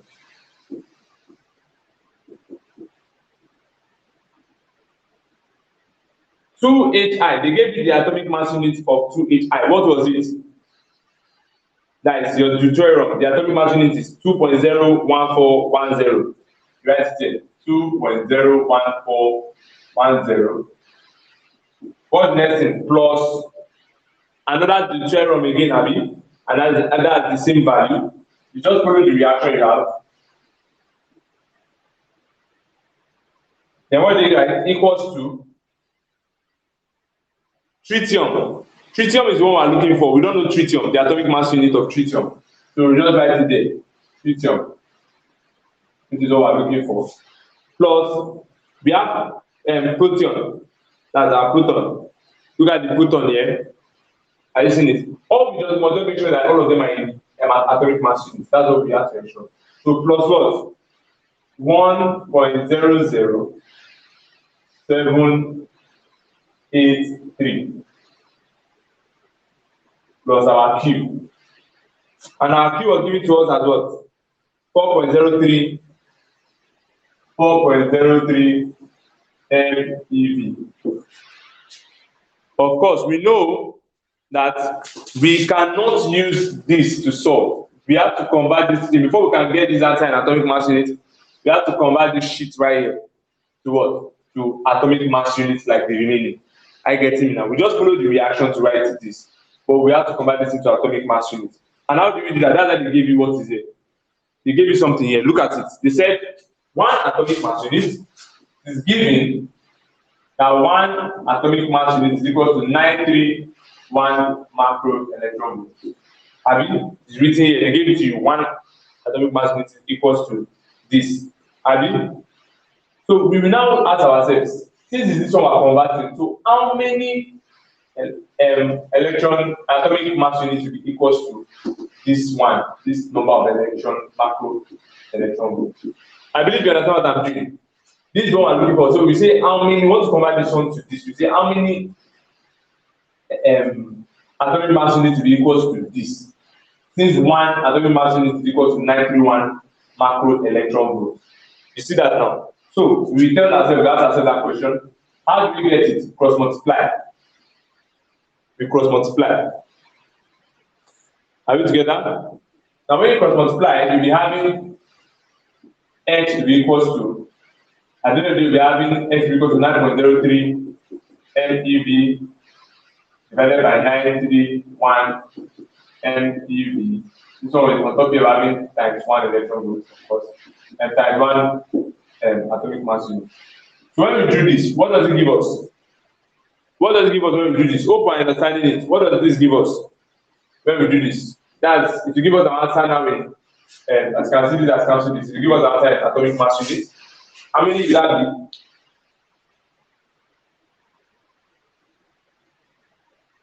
That gives us the value of 0.004329.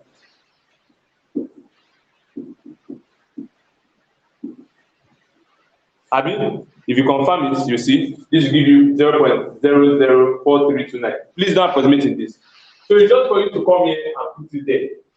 Please, the sum of these two will give us how many? That will give us 4.02820 electron volts equals to, I've summed these two, equals to what we're looking for, 3HIM1, that's our tritium, plus 1.00783 electron volts, that's this value here, plus we take the light now, plus this. And we have converted this already. We know that this is equal to how many atomic mass units now. We converted this from atomic mass units. So we know it's equal to this, to write plus this. Everything now is in the same unit. So we make this the subject of formula now. So we're saying our tritium will be equal to, carry all these ones to this place. So we have 4.02820 minus, you understand, we're carrying this one, we're carrying this one minus 1.00783 minus, this one is from minus also 4329. Everything is in what? Electron and atomic mass unit. So what's our value? What's the atomic mass unit of this? Quickly, what will it give us? It should give us the value of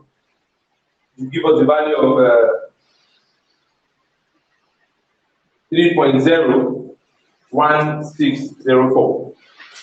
3.01604. And please confirm it. Please confirm it.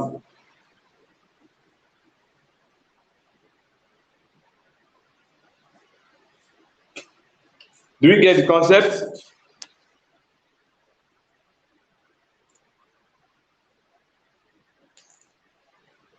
Do we get the concept? Hope we are getting it. It's not something that's difficult, of course. It's not something that's difficult. Please write it down and take the screenshot. Let's do another one. Let's do another one.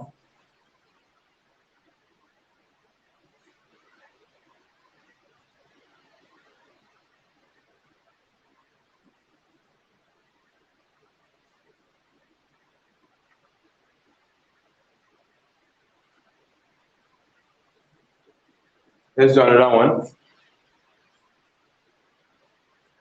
Now, do you know of this suite? I'm sure you know this suite knows who owns the suite.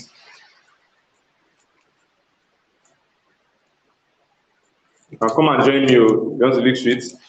You know, I'm a cheerful giver. I give a lot. Hold on. Nigeria has done their worst.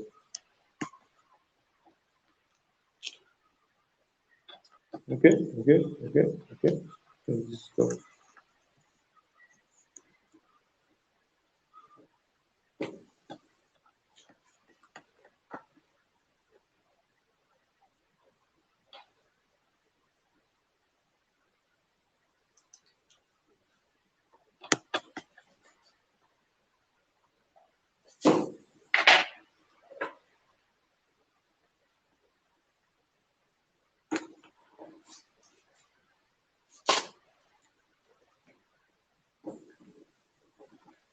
I'm coming.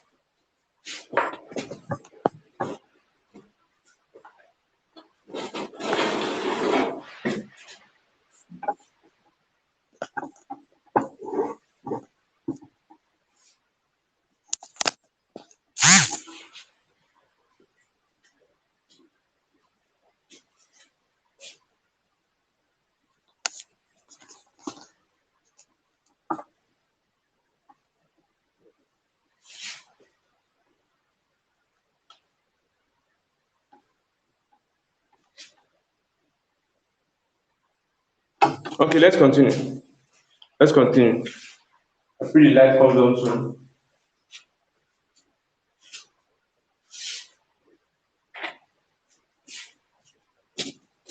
Sorry, if it's clear enough, please just signify. At least it should be manageable.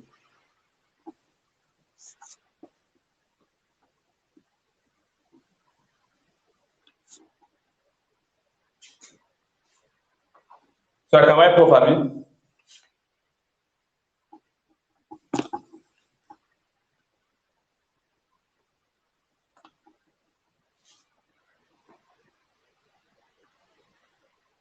Even my battery is already low.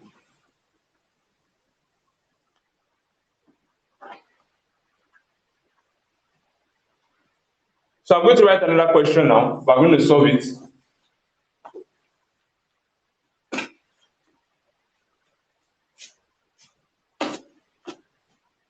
I'm going to write another question now.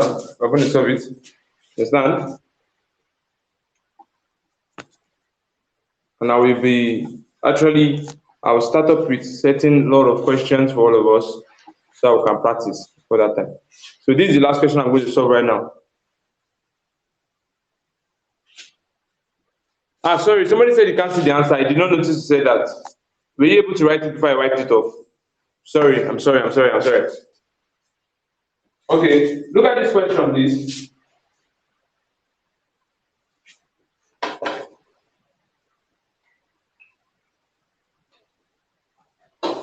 The question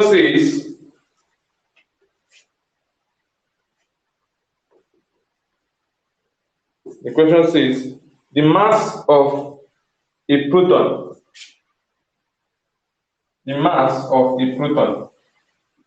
Okay, sorry, let me start from here where we can see it.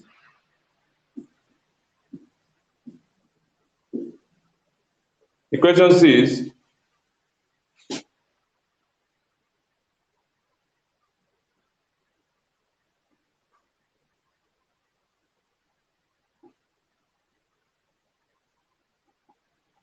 question says, the mass of a proton. Please, you know what happen? I'll be dictating the question out so that I can use this space. See, they don't light. They don't a lot of space to explore. So the mass of a proton is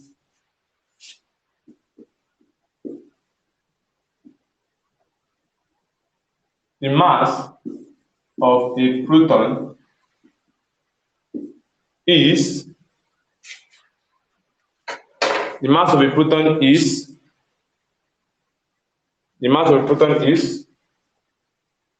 1.0074 atomic mass units, and that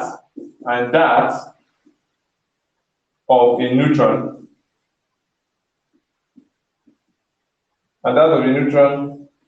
is 1.0089 atomic mass units. Are we seeing that? Then they say we should determine the energy evolved. Determine the energy evolved.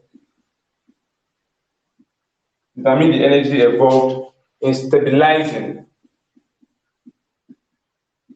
Determine the energy evolved in stabilizing the nucleus of nitrogen. Stabilizing the nucleus of nitrogen. Stabilizing the nucleus of nitrogen of a mass number 14. Of a mass number 14 with 7 protons. Of course, our mass number is about the number of protons and number of neutrons. I said it before because that's what constitutes the nucleus. With 7 neutral protons. If that 7 protons, how many neutrons are you expecting? You should be expecting another 7, so that you can sum up 14 and 7 neutrons. Yes, then they give us our speed of light equals to 3.0 times 10 to the power of 8 and our one atomic mass unit is equals to 1.67 times 10 to the power minus 27 kilogram.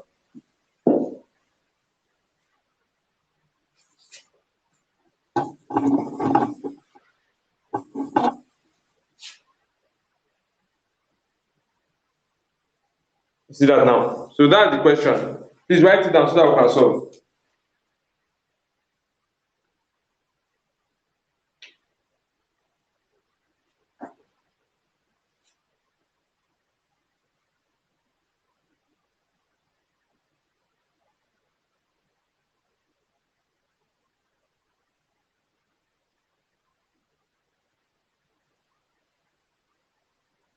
I'm waiting for you guys.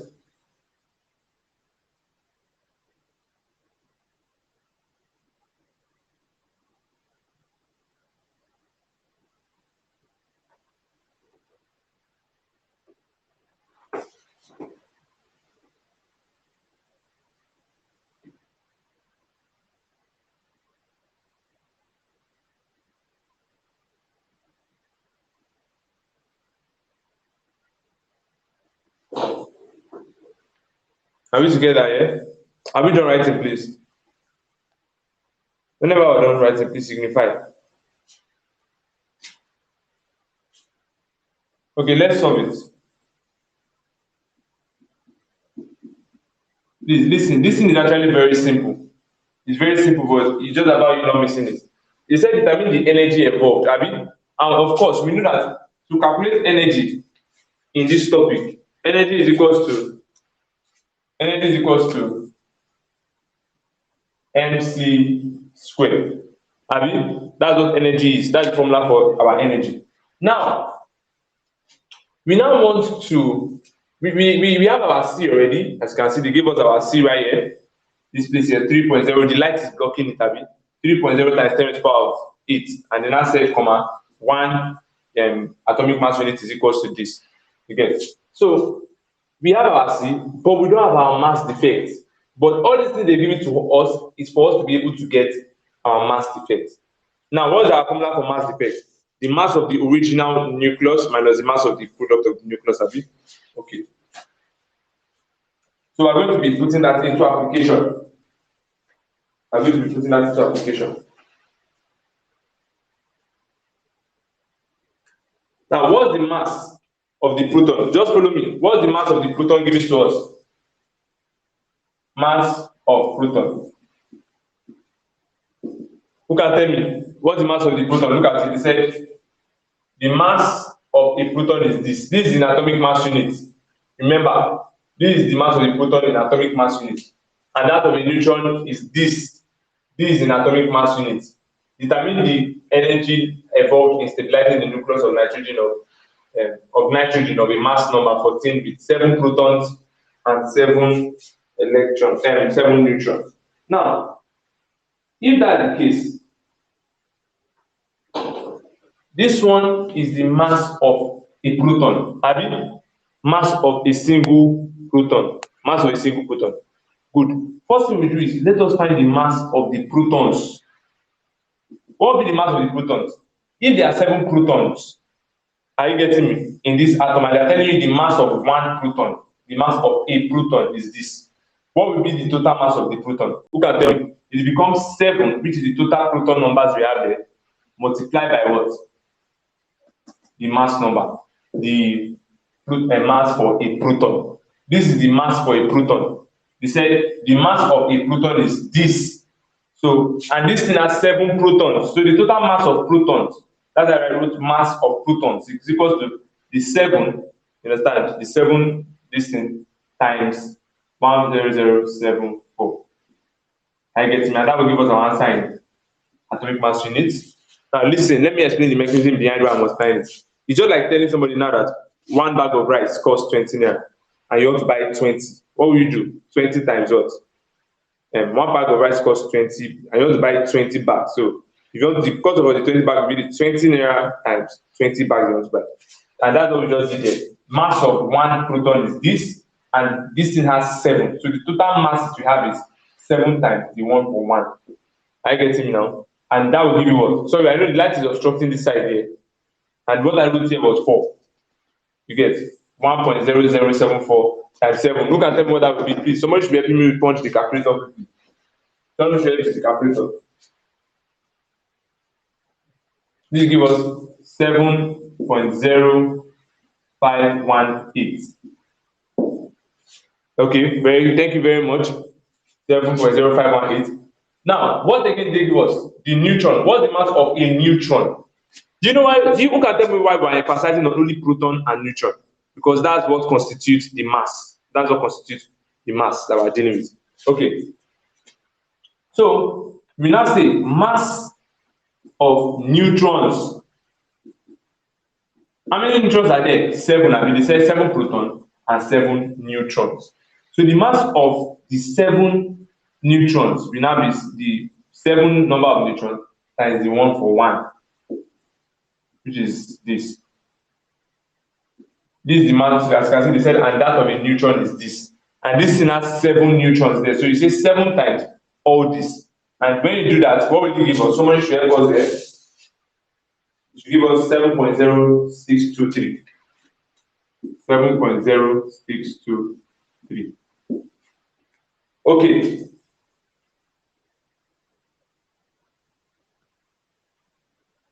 Now, what will now be our total mass of the nucleon? Total mass of nucleon. Total mass of nucleon. That will be equals to what? Our total mass of nucleon. Is it not the mass, the total mass of proton? Because we said our nucleus constitutes proton and what? And neutron. So since we are now dealing with the total mass of the nucleon, which is like the nucleon you're talking about, like our nucleon in reference to the atomic mass units that we use. So the total mass of nucleon will be the mass of our protons plus the mass of our neutrons. Of course, we know that mass of proton and neutron is going to give us our neutron. So what will that give us? When you add these two together, that's our mass of this thing. Someone should help me out to what it gives us. What would that value be? What would the value be? This thing is very simple. Just follow the procedures. They give us the mass for 1, and they said this thing has 7 of that inside you. The whole 7, 14.1141. 14.1141. That will be the mass, the total mass of the nucleon. That will be the total mass of the nucleon. Okay. So it's as good as you are saying, if that is our total mass of the nucleon, that is going to be serving as our, the initial. That's going to be serving as our initial. It's going to be serving as our initial. So what are we going to do to this? What we're going to do to this now is that, what we're looking for now, this one is serving like our initial. What we're going to be doing now is, we want to get mass defect. So we cannot solve anything. Anytime you want to use formulas like this, E equals MC, make sure you're solving in joules. And that's why they gave you this. That's why they give you all this. So we have to solve in kilogram, so that our energy will be in what? Joules. And they told us that 1 of this thing is equal to 1 atomic mass unit is equal to this. Since 1 atomic mass unit is equal to this, how can we convert this to kilogram? Since 1 atomic mass is equal to this kilogram, you just do what? Multiply it by 1.6 something. You get it? Since 1 of this is this, so this number will be equal to how many kilograms? You just multiply. You understand? So who can tell me what that will be? So we're saying that this value here is equal to what? So total mass of nucleon is equal to, we said is equal to 14.1141. This, which is how many kilograms? Somebody should help me convert it to kilograms. That will give me how many? That will give me how many kilograms?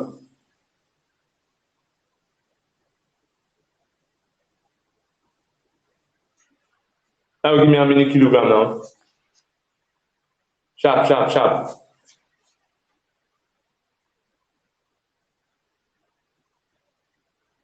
That will give me 2.357. 2.35. That will give me 2.3570547. times 10. Okay, it's not showing that place. Let me turn it small. Times 10 raised to the power of minus 26 kilogram. If you punch in your calculator, that's what you get. That's what you get. You get. Now, so that is like our initial mass. You know, that means we also need to get a final mass. That's our initial mass. We need to get a final mass of the product. So our initial mass is the mass of the nucleus. That is before the process, that is the initial mass. Then we have gotten the initial mass as this. Let's now get the final mass. We are getting our final mass from this 14. From that 14 there. So we have to convert that 14 to kilogram also. We have to convert that 14 to kilogram. We have to convert the 14 to kilogram. So we are saying that should be our mass of the product, which is the mass of nucleus. Total mass of nucleus now equals to, you know, they give us our mass number. See, mass number was 14. So that 14 now times, we want to convert it to kilograms, so we have to times it by this 1.67 times 10 to the power minus 27. Please, if you don't understand, okay, let me see. Someone has a question. Is it 1.6? No, I did not multiply it by 1.6 times 10 to the power minus 19. You know, I'm converting to kilogram, not joules. That means joules I'm converting to. That's how I do that. See, they gave us the relationship here. Look at the relationship in this place here. They said 1 atomic mass unit is equals to 1.67 times 10 to the power minus 27 kilogram. I get you now. Since one of that is equal to that, so to convert this value here, to convert this value in this place to kilogram, I multiplied it by that 1.6 something. Okay, somebody said, why am I multiplying that 14 in the mass number? Look at something. All those masses that are given, both the 14, I get you now, this 14 and all these things, they are given to you. Those things are atomic mass units. I get me now. They are atomic mass units. You can't use them to solve as masses. You can't just use them to solve as masses just like that. So before you operate with them in any formula that has to do with energy, you get me now, you have to make sure you convert it. You have to make sure you convert them to what? You convert them to joules and to kilograms, so that it will help you get your energy in what? In joules. Are you following me now? So that's why we also converted. So we called the one that we got from the atomic mass unit given is called the nucleon. So that's why I said total mass of the nucleon. But the one that we get from the normal mass that they give to us, 14. I get me. Which are those numbers that you know that they used to write when they write X, then the number on top. That's the same thing. That one is called the mass number, and we call it mass of nucleus. So what would that give us when we multiply it? Has anybody gotten the value? When you multiply that, what will it give me? When we multiply this, what will it give me? What will be the value? It should give us the value of 2.338 times 10 to the power minus 26.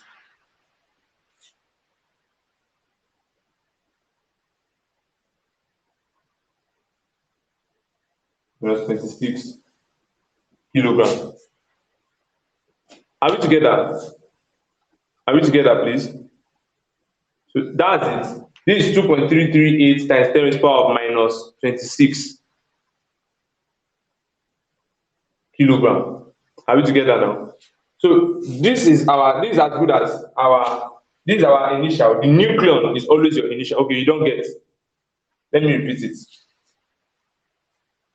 The total mass of the nucleon. This is when you hear the word nucleon, your nucleon is referring to the mass that was given to you directly already in atomic mass units for one. The one that they told you is for one proton, one neutron, or you understand? That's your those like, for example, now they give us a proton, the mass of a proton. We now got what the mass is supposed to be, the original. So these values here are original values. I get it now. But all these values here that I gave you straight are approximated values. That's why you notice the values are near. This is 14.11, but this is 14.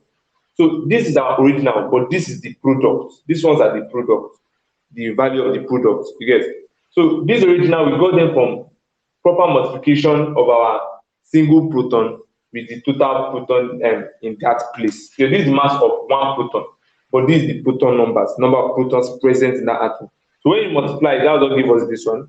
We did the same thing for neutron. We had 7 neutrons, but the mass for one neutron was this.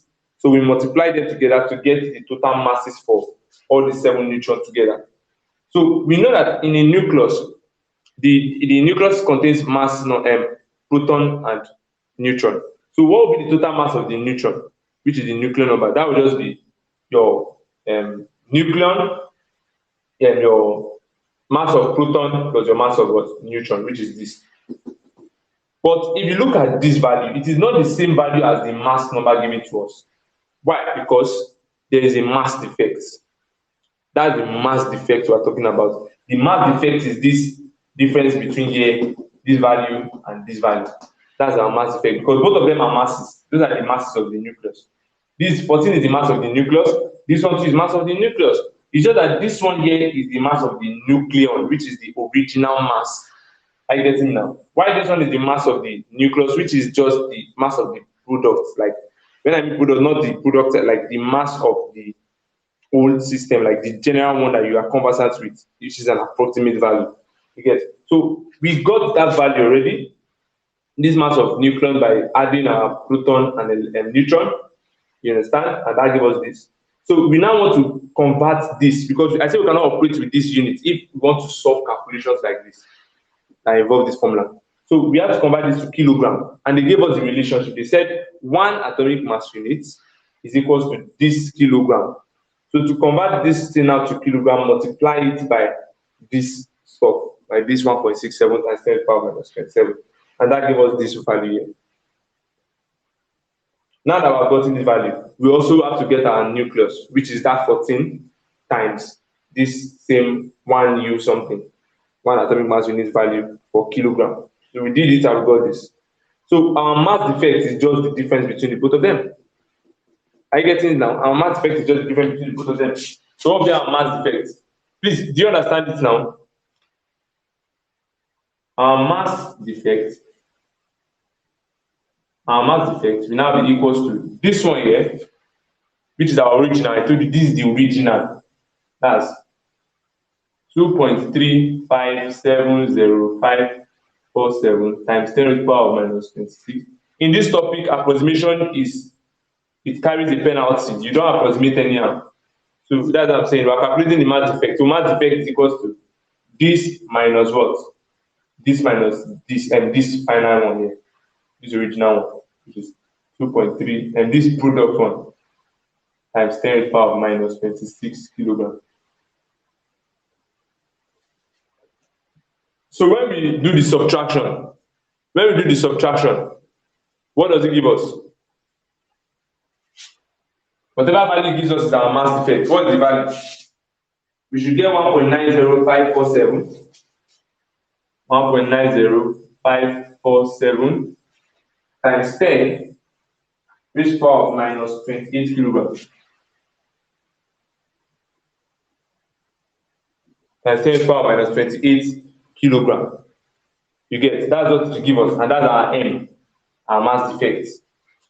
So can you see now, we've been able to get our mass defect in kilogram by just getting our mass of nucleus, subtracting them, that's mass defect. So that's our M. We're going to put inside this formula here as our M. Our C is given to us here. I see now, that's our C here, 3.0. Then we can get our E in joules. So what would that be? E will now be equals to our mass defect 1.90547 times 10 raised to the power of minus 28 times what's our C? 3.0 times 10 raised to the power of what? 8. And we know it has square, MC square. And when you press everything in your calculator, what should it give us? If you press everything in your calculator, what should it give us? It will be giving us what value? Giving us 1.715 times 10 raised to the power minus 11. 1.715 times 10 raised to the power of minus 11 joules. And that will be our final answer. That will be our final answer.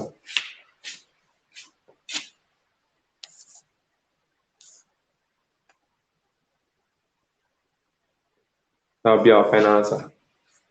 Are we clear? Are we clear? Now, those of you, if you feel, because it's possible for you not to be too sure if you understand what just happened, you might feel that yeah you understand, but like you're not too sure if you understand. So what you will do is, you can locate me at Best Brain. Those of you that are already here, that you are paid, you are part of the practical classes. I'm always available. You can come tomorrow early when I'm free, and I will still put you through. And if you want questions, I will give you more questions aside from the one I'll put on the group. So don't worry, everyone, you'll be on the safe side. So let's move on. Let's move on.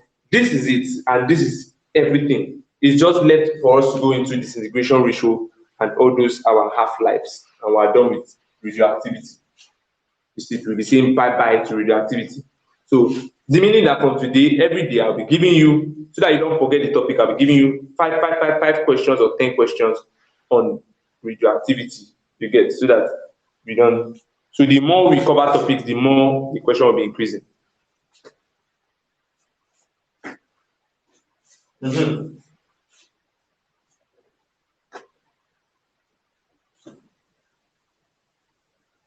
Can I wow.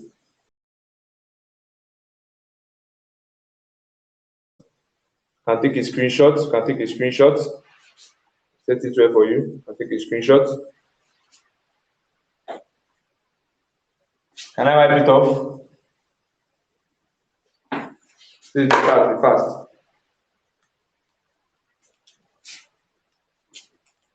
No, did you remember this sweet? You know I don't applaud this sweet. You lick your own that day now. No sweet again to lick. That's how life used to be. Oh. When somebody now decides to start licking his own in the night now, you'll be jealous. Okay, I'll be wiping up the board so that we can go to the next aspect. But please, this is it. These things are the things that come and Defect. All these things we have done so far. The things that come and Defect.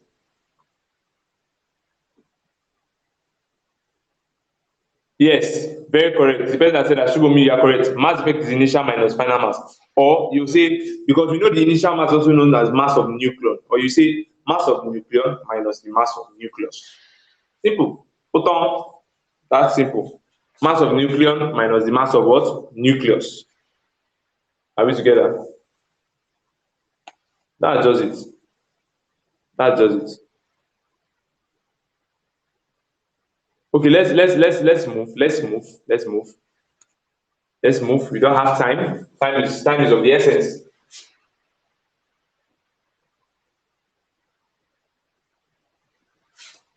This my battery is already going low. I didn't charge my phone properly. All right, let's move on. I believe we should be able to finish this topic.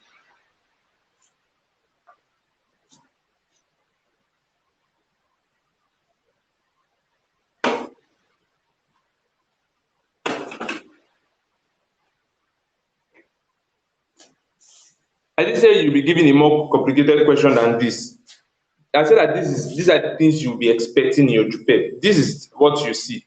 You will see those ones we've done about the equations, knowing the particle in each places, which we've known how to do, knowing if it is neutron that is emitted, positron, if it is alpha particle, those ones too will be there. Then this aspect of binding energy there, you get, which we have done. And this aspect we're about to go into too is the last aspect that will be there from radioactivity. So, and what's this next aspect now? We want to talk about half-lives. I'll be showing you two ways of solving your half-lives. Half-life.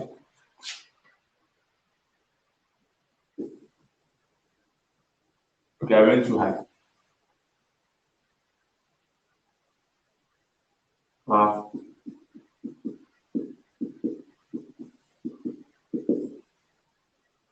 Now, in the last JUPEP this thing, they asked me a question and I want you to write that thing now. Radioactivity is a first order reaction. Write it to your book. They asked them, they are this thing. in their theory, in their OBJ. Which of the following is true? Radioactivity is a first order reaction. Radioactivity involves splitting of this, all this kind of stuff. Radioactivity is a first order reaction. Just take notes, write it. I will tell you the reason as we go on. Write it down. Radioactivity is a first order reaction. And that's why the half-life of radioactivity is similar to the first order reaction, integral first order reaction half-life for a first order reaction in chemistry. You get, is equals to the half-life of a first order reaction in chemistry. You get. So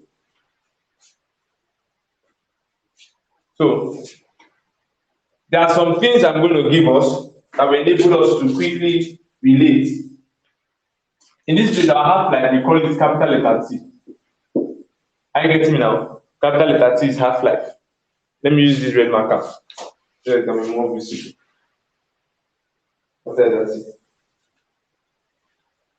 So these are the things I want you to take note of under this topic. Take note of this, that to know that our half-life, there's something we call R. R is equal to 2n. Write this formula down. R is your disintegration ratio. R is your disintegration ratio. Are you getting me now? Because that is disintegration ratio is equal to 2 raised to the power of n, where n is equal to number of half-lives. I will explain to you what I mean. N is the number of half-lives. Please write it down. Where n, this is your number of half-lives.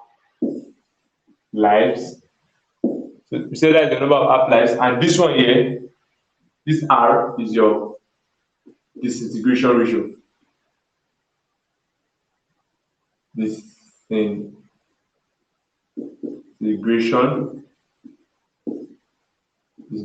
ratio. And that disintegration ratio is also equals to the total number of atoms initially, which I can call N1, over the total number of final number of atoms after the disintegration, which you can say, which is this one here is your initial count rate, or initial number of atoms, initial count rate. I will explain to you how to use these formulas now. Then this is your final count rate. What do we mean by these two things? Initial count rate means before the radioactivity started, what was the mass that was present there, or the number of atoms that were present there. Then after the disintegration has finished, how many were left? And that's your N2. You get. Now, what's half-life? Half-life, right? Half-life can be defined as the total amount of time required. Half-life can be defined, right, as the total amount of mass required. Half-life can be defined as the total amount of mass required. Half-life can be defined as the total amount of mass, as the total amount of time required for half the mass of a nucleus to be disintegrated or to decay. The total amount of time required for half the mass of a nucleus to decay or to be disintegrated. To decay or to be disintegrated.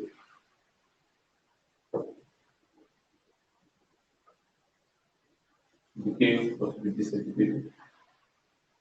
Now, let us just solve some questions. So, meaning that if I say something has a half-life of 2 years, if I say now Tolu, for example, now if I say Tolu has a half-life of Tolu now, for example, if I say Tolu has a half-life of 2 days, you get it means that every 2 days Tolu will be reducing into half. I get it now. So if Tolu has a mass of 100, I said required to have the mass of the nucleus to be disintegrated or decayed. Somebody asked the question, have the mass of the nucleus to be disintegrated or decayed. Now, for example, if Tolu has a mass, the mass of Tolu, you understand, is 40 kilogram, and I say Tolu has a half-life of 2 days, it means after the first 2 days, Tolu will be remaining 20 kilogram. After another 2 days, she will not be remaining 10 kilogram. That's it will be reduced by half. After another 2 days, it's not remaining 5. After another 2 days, it's not remaining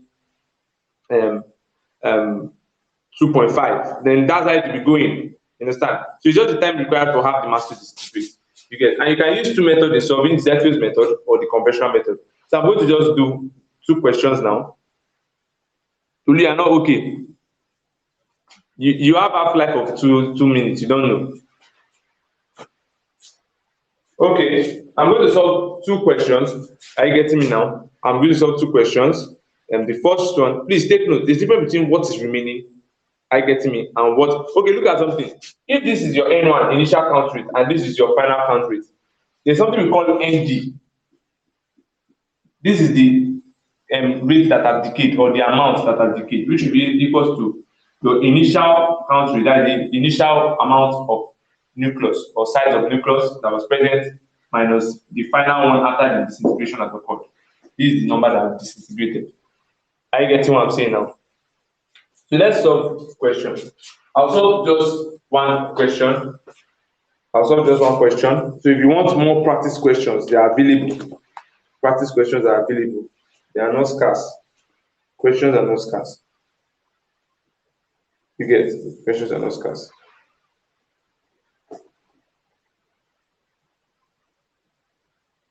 So this question says,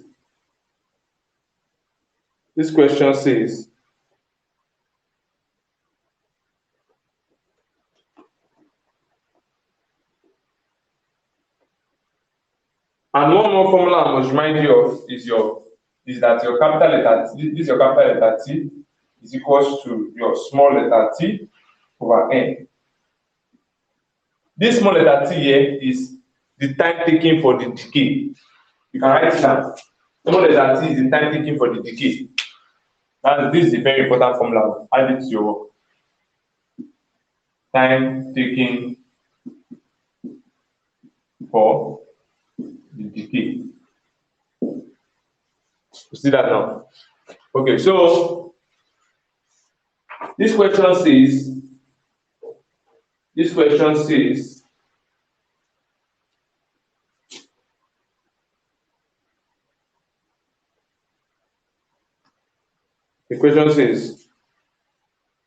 that although they still want Zetfield's equation, which is T equals to small letter t over log 2r. Because the question I'm about to give you, I can use Zetfield's law to solve it. So just write down these formulas. The more you solve with them, the more you will master it. You get? The more you solve with them, the more you will master these formulas. Okay? Now look at the question. The question says, in 24 days,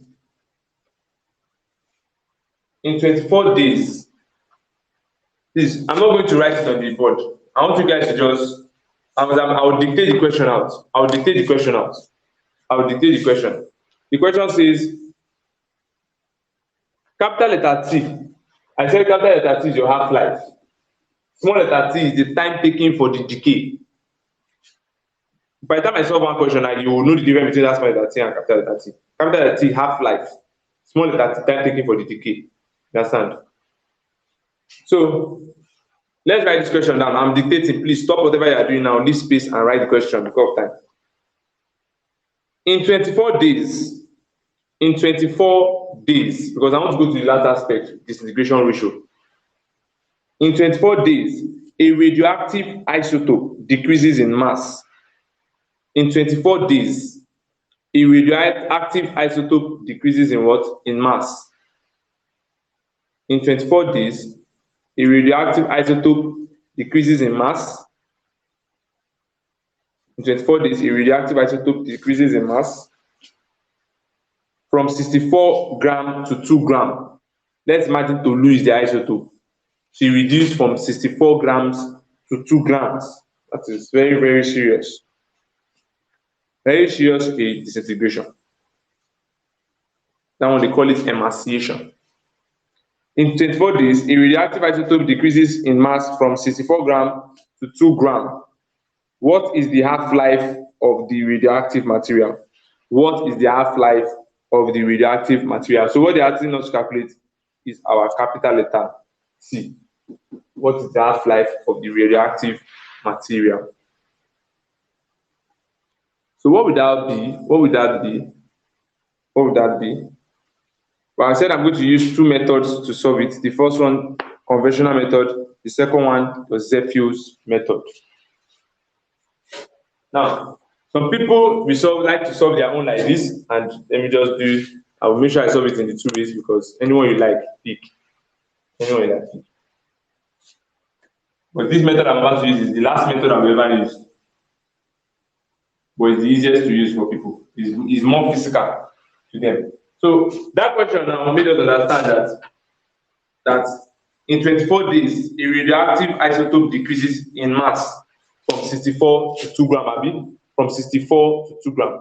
You reduce the mass from 64 to 2 gram. Remember that your reducing is going to be following half-lives. So meaning that I'm going to do something like this.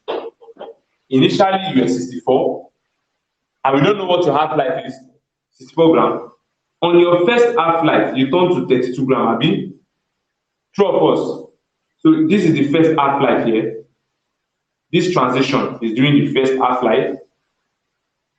As we call it first capital letter T. Do you see that now? First capital letter T. Okay. Now, from this 32 now, it will now go to 16 gram. As half again has gone. That's another half-life. That's during another half-life. That's the second T. Are you seeing it now? So it will now, we are going to stop. We're going to stop at 2 because they said from 64 to 2. So what's the next half-life? When you divide again, it will go to 8 gram. And that's the third half-life. That's T.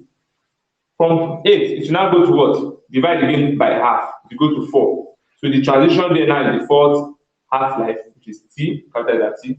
That's the half-life. Then what if you divide by 2 again? That's 2, which is the fifth half-life. So automatically, we can say that what? Because they said to stop at 2, Abi, we're talking about the answers for the time taken for it to disintegrate from 64 to 2. How many half-lives does it take? 5 half-lives. Are you getting me now? So we know that the time it took, the small t is the time it took. The total time it took is equal to how many half-lives? 5 half-lives. That is 5t. T plus t plus t plus t plus t, which is what? 5t. True or false? Now let us check what they gave us in the question again. They gave us the days. Check. In the question, they said in 24 days. That means all this half-life like this, all this process took 24 days. So it means that they've given us our small letter t as 24. And we're saying this small letter t 24 is equals to 5t. Are we together now? It's equal to 5t. And by the time we divide both sides by 5 to look for our half-life, 5 will cancel 5. So what will be our t? T will now be equal to 24 divided by 5, which is 4.8. So our half-life will be 4.8. The unit is going to be in how many? Because that was 24 days. This one was given to us in 24 days. So our unit will be in days, 4.8 days. Please, do you understand what I just did? Who doesn't understand it? This just follow the trend because it said from 64 to 2. So we continue to divide by half, following the half-life, showing each half-life sequence. And we find that it took 5 half-lives for it to get to where they said it got to 2 grams. I get it now. So T will now be equal to 24 days over T will now be equal to 5 half-lives. The total time is the total number of half-lives, which is 5 half-lives. So total time equals to 5 half-lives. And they told us that the total time it took was 24 days. So we just say 24 days is equal to 5t. So you can now find this half-life after that, which is 4.8 days. Now, this method is called the conventional method. It's called what? Conventional method. Now, let's just look here so that I can apply the Zephy's method. The Zephy's method. The Zephy's method. Now, the Zephy's method of solving the same question now is very, very straightforward. Very, very, very straightforward. What will be the first thing I'll just do? You know that they've given us our N1. Our N1 is 64. Our N2 is what? 2 grams. N1 is the initial count rate, which was 64. They said from 64 to 2. So this was the initial, then this was the final because the thing is created from 64 to 2. What will be our R? Remember this formula here? This formula in this place? N1 over N2. See it here. That formula that is there, R equals to N1 over N2 right here. So we just apply it here now. So we'll be saying R is equals to N1, which is 64 over N2, which is 2. And that will be giving us, 32. Abi? So our R is equal to 32, following the Zesius law. And since R is equal to 32, you can now apply this formula here that I give us to get our capital letter T. You can apply this formula here that I give us to get our capital letter T using Zesius law. So capital letter T will be equals to what? Small letter T all over log 2R. That will be giving us, they're giving us a small letter T in the equation, which is 24, divided by log 2R. And R is what? 32, I mean. 32 is what? 32 means 2 raised power of what? 2 raised power of 5. Abi? And of course, do you remember that in your logarithm, it will now become 24 all over 5 log 2. This 5 will come to the back of log in your logarithm. So log 2 is 1. We are left with 24 over 5, which is equal to 4.8. This. That's our Zesius method. Please write the both method down, or you screenshot. And screenshot. You get. And screenshot. You don't have time. Just screenshot. So I can move. The truth is that we are going to practice a lot of questions on all these things. Daily. As the day is going by, I'm going to give you guys questions on all these things we are doing, so that you don't forget. You get, so that you don't forget. Please, are we getting the concept right? We want to go to the last thing under this topic that they can ask you, which is your disintegration ratio. Very, very important. When you are done writing, please inform me. When you are done writing, inform me.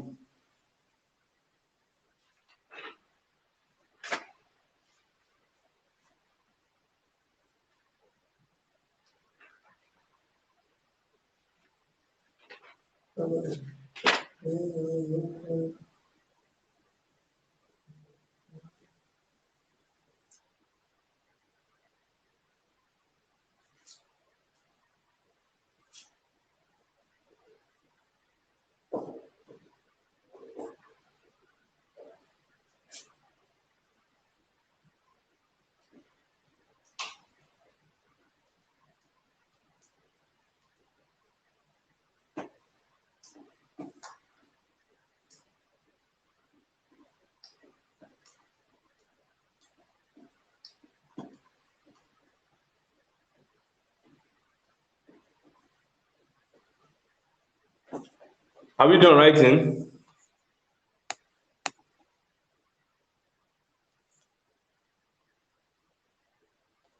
Okay, somebody said if you are giving your days in your time in years, if you are giving your time in years, your answer should be in years. Start simple. When you give your time in years, give them in years. If they give you a minute, give them a minute. If they give you hours, give them in hours. Please, can I wipe up the board now? I want to go to decay constant and disintegration ratio.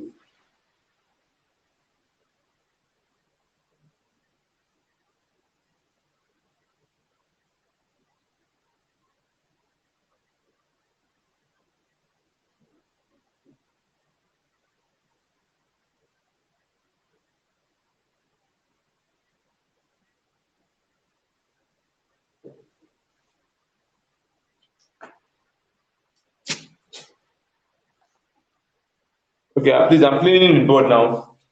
I'm going to wipe up the board now. I'm going to wipe up the board.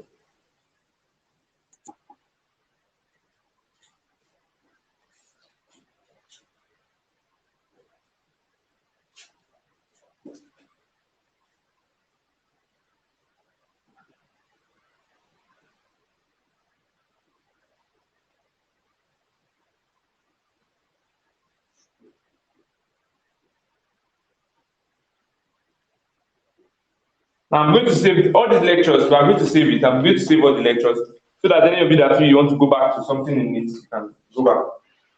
So the last aspect, the decay constant. Decay constant.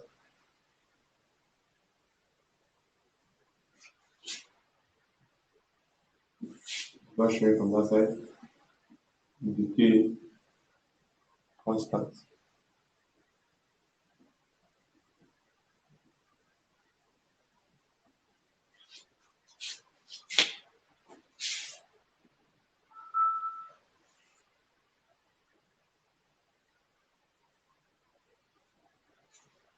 Are we together? Now, listen carefully. They can ask you what is decay or what is a decay constant. I'm going to dictate that to you. The decay constant of a radioactive atom, the decay constant of a radioactive atom, the decay constant of a radioactive atom, are we writing? The decay constant of a radioactive atom, the decay constant of a radioactive atom. I believe you know the symbol for decay constant. That's your lambda. This is your lambda. This is the symbol for decay constant. The decay constant of a radioactive atom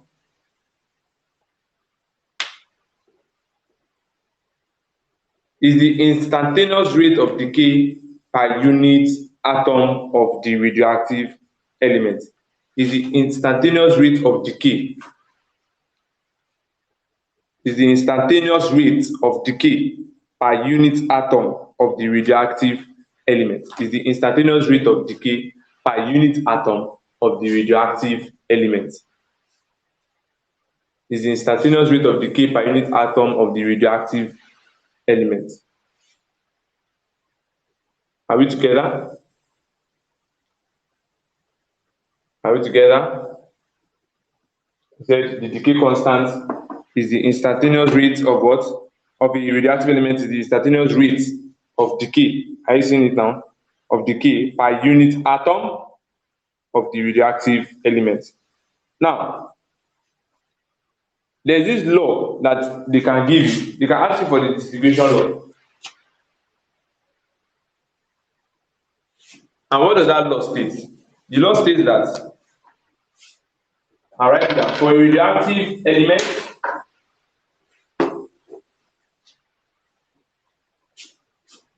for a radioactive element,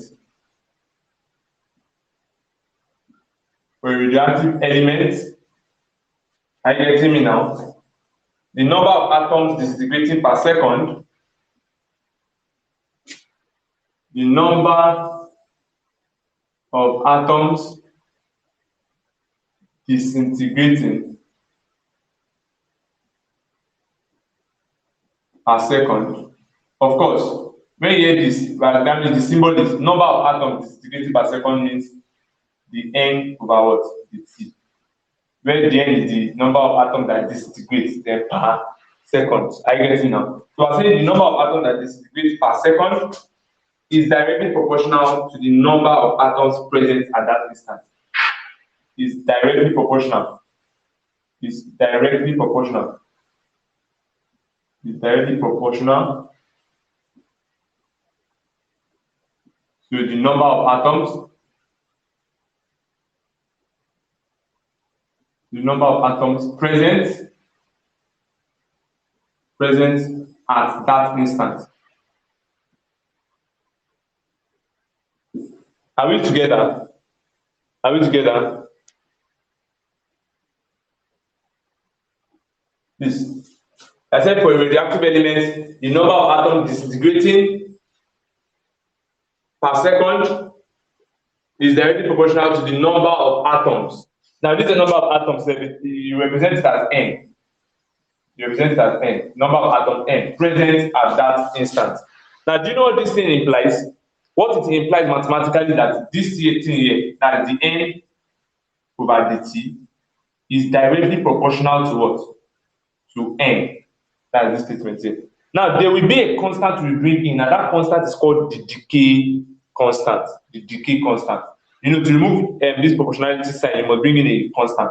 So we now be having the n over dt is equals to decay constant n. Do we see that now?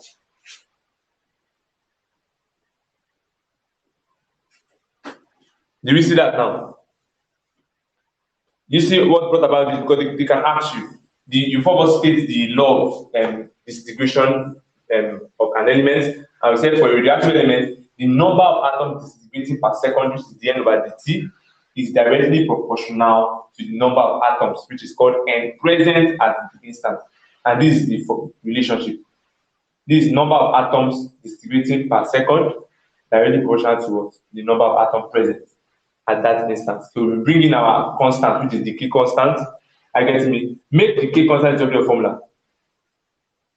Now, I'll put minus here, and I want to ask you a question. Why is it minus here?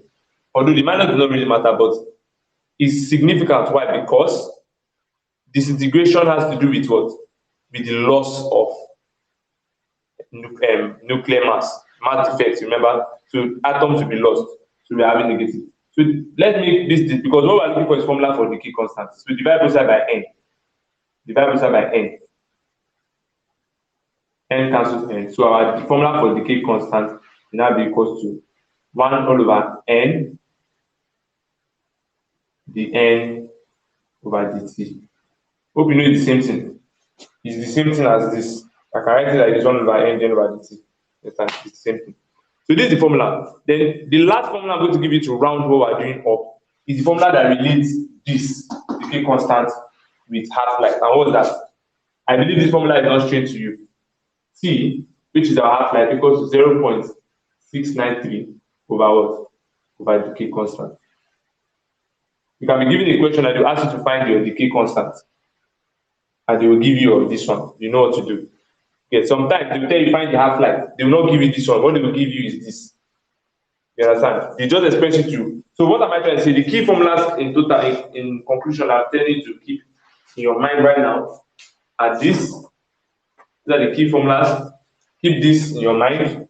This minus the n over dt equals to lambda n. Very important for you to keep in your mind. It reminds you of the law you get. Then keep this also in your mind. Very important. Are you seeing that now? These are very, very important formulas. So let's solve questions quickly. Let's solve questions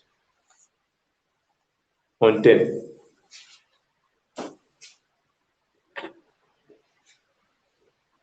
Now, this question I'm about to write says, a piece of radioactive material. Please, can I wipe off the board? Can I wipe off the board, please?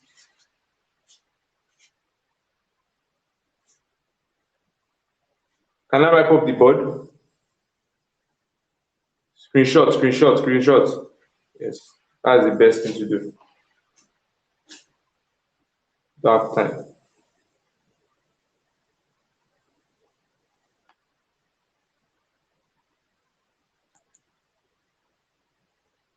Okay, let me wipe off the board. Thank you.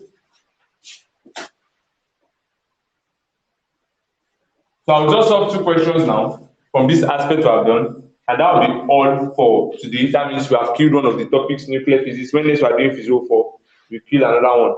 I don't know if you guys that have been informed of the plan. I told you that we have a plan on how we're going to do this stuff in the time. So we look at the topics we must cover completely perfectly well.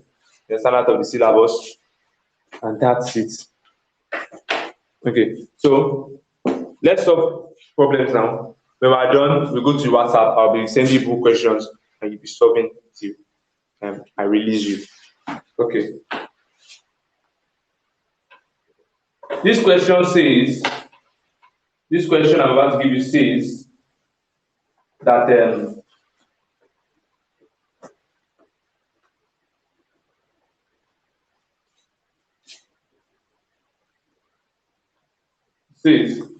a piece of radioactive material a piece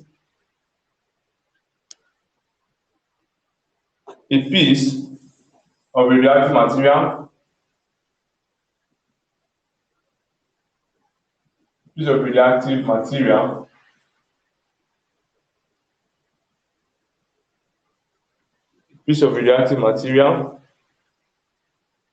are we together, is 20 seconds. Contains 10 raised power of 20 atoms. That's our N. This is what it contains. Contains 10 raised power of 20 atoms. That's our N. Number of atoms. That's our N. If the half-life of the material, that's our capital letter T, half-life of the material, if the half-life of the material is 20 seconds, comma, the number of disintegration in the first second is that. The number of disintegration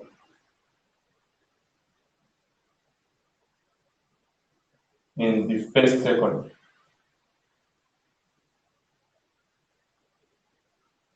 is that. Now let's solve it. Let's solve this question. Now, what they're asking us now for is the number of disintegration in the first second. When they say find the number of disintegration in the first second, it's as good as they're asking you to find the N over the C, because this is the number of disintegration per second. I get me. So this is what they're telling us to find. This thing like this as a whole. The number of disintegration per second. Are you seeing it now? What did they give us? They gave us our N in this question. What is our N, please? 10 raised to the power of 20. They said a piece of radioactive material contains this, and I told you N means the number of atoms. This number of atoms. You get. So this is what it contains. They gave us our half-life, capital letter T, and they told our half-life is what they said. If the half-life of the material is 20 seconds, 20 seconds was our half-life, then that's where we should find this. Now we know that the formula to use to get this thing is that formula I wrote, which is the N over the T equals to what? Equals to minus this N. Have you?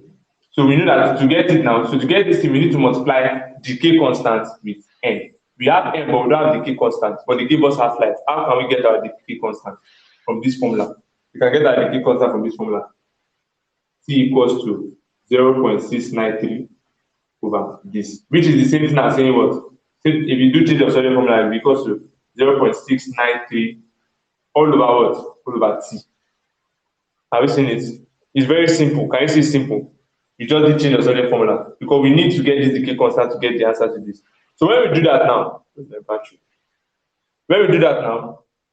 what will this give us? Our T is 20 seconds, Abby. Can I just clean and write 20 seconds? Or should I let me just write it here? So equals to 0.693 over 20 seconds. So when we do that, what will be my value? Please, somebody should punch it in a calculator for me from there. What will be the value? So our decay constant will be equals to how many? What will be our decay constant, please? 0.03465. 0.03465. 0.03465. I see it now. That will be our decay constant there. This is per second. Decay constant per second. That is units. Yeah. Thank you very much. So that's it. Okay. Now we have gotten it, Abby. We now need to substitute the value into this place. Yeah. As our what? As our this. So from there we can now get our answer. So what do we do? So it means that what they are asking us, we're about to get it, which is change in N over change in T, which they called the disintegration in the first second, which is same thing as disintegration per second. We now equals to minus. I told you this negativity does not have effect on this, it's just trying to tell us that it's decaying. The decay constant is 0.03465 Abi per second times N, which is 10 raised to the power of 20. 10 raised to the power of 20 atoms. And what would that give us? What would that give us? That would give us how many? That would give us 3.47 times 10 raised to the power of 18. 3.47 times 10 raised to the power of what? 18. And our unit is atoms per second. Atoms per second. So it means this is the amount of atom that is disintegrating every second. Please, any question? It's very simple. Just learn this formula and know when they said we should look for this, but they didn't give us. They said we should look for this. They didn't give us this. They gave us this. So I know that to get this, that's why they gave us our half-life. I use my half-life using this formula here. I get me now to solve for it, and I got my half-life, and we slotted the half-life into our equation, and we're able to get an answer. Okay. Are we together now?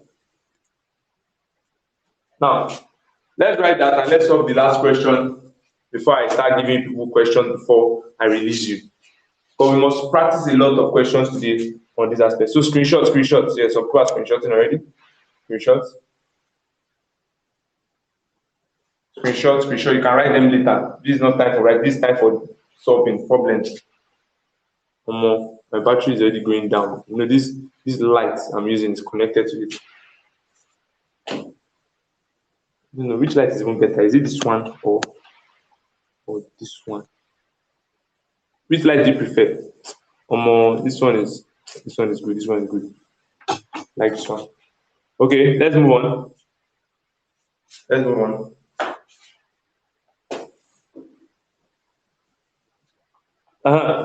So I think I can wipe off the board. You guys must have screenshot finished.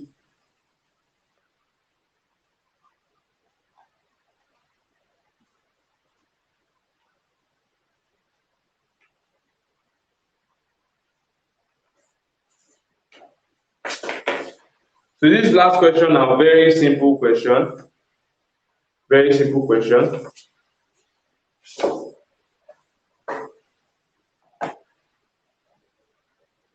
The question says, a radioactive element has a Decay constant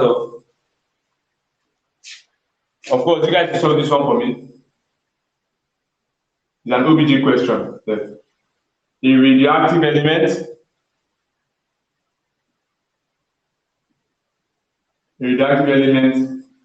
has a decay constant,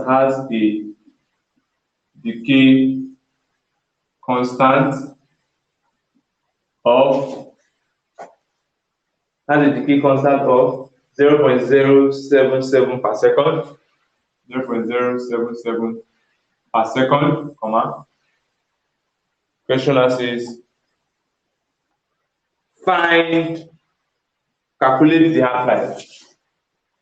Calculate the half-life. So who can solve it for me, please?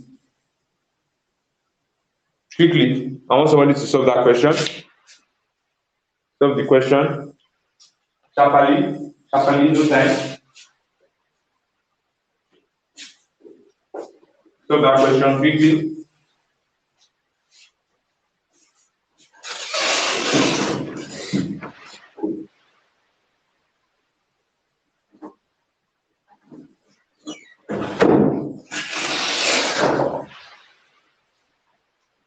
Nobody have gotten the answer yet. Nobody have gotten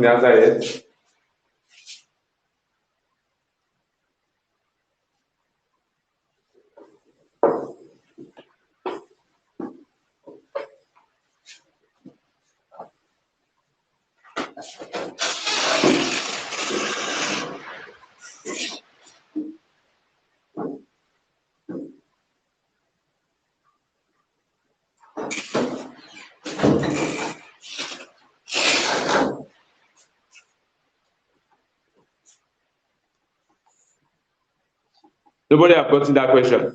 It's a simple question now. They've given you the decay constant.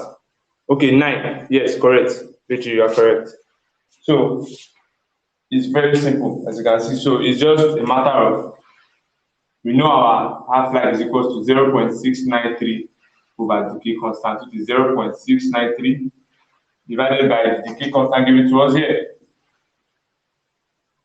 And that will eventually lead to giving us an answer of 9 seconds.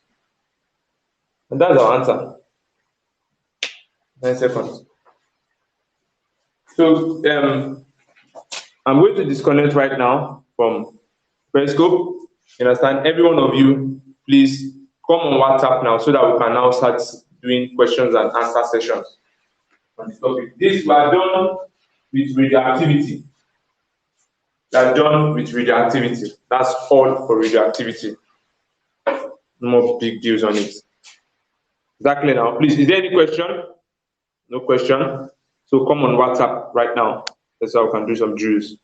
And it's with the remaining, we have less than 30 minutes, close to 30 minutes to drill ourselves.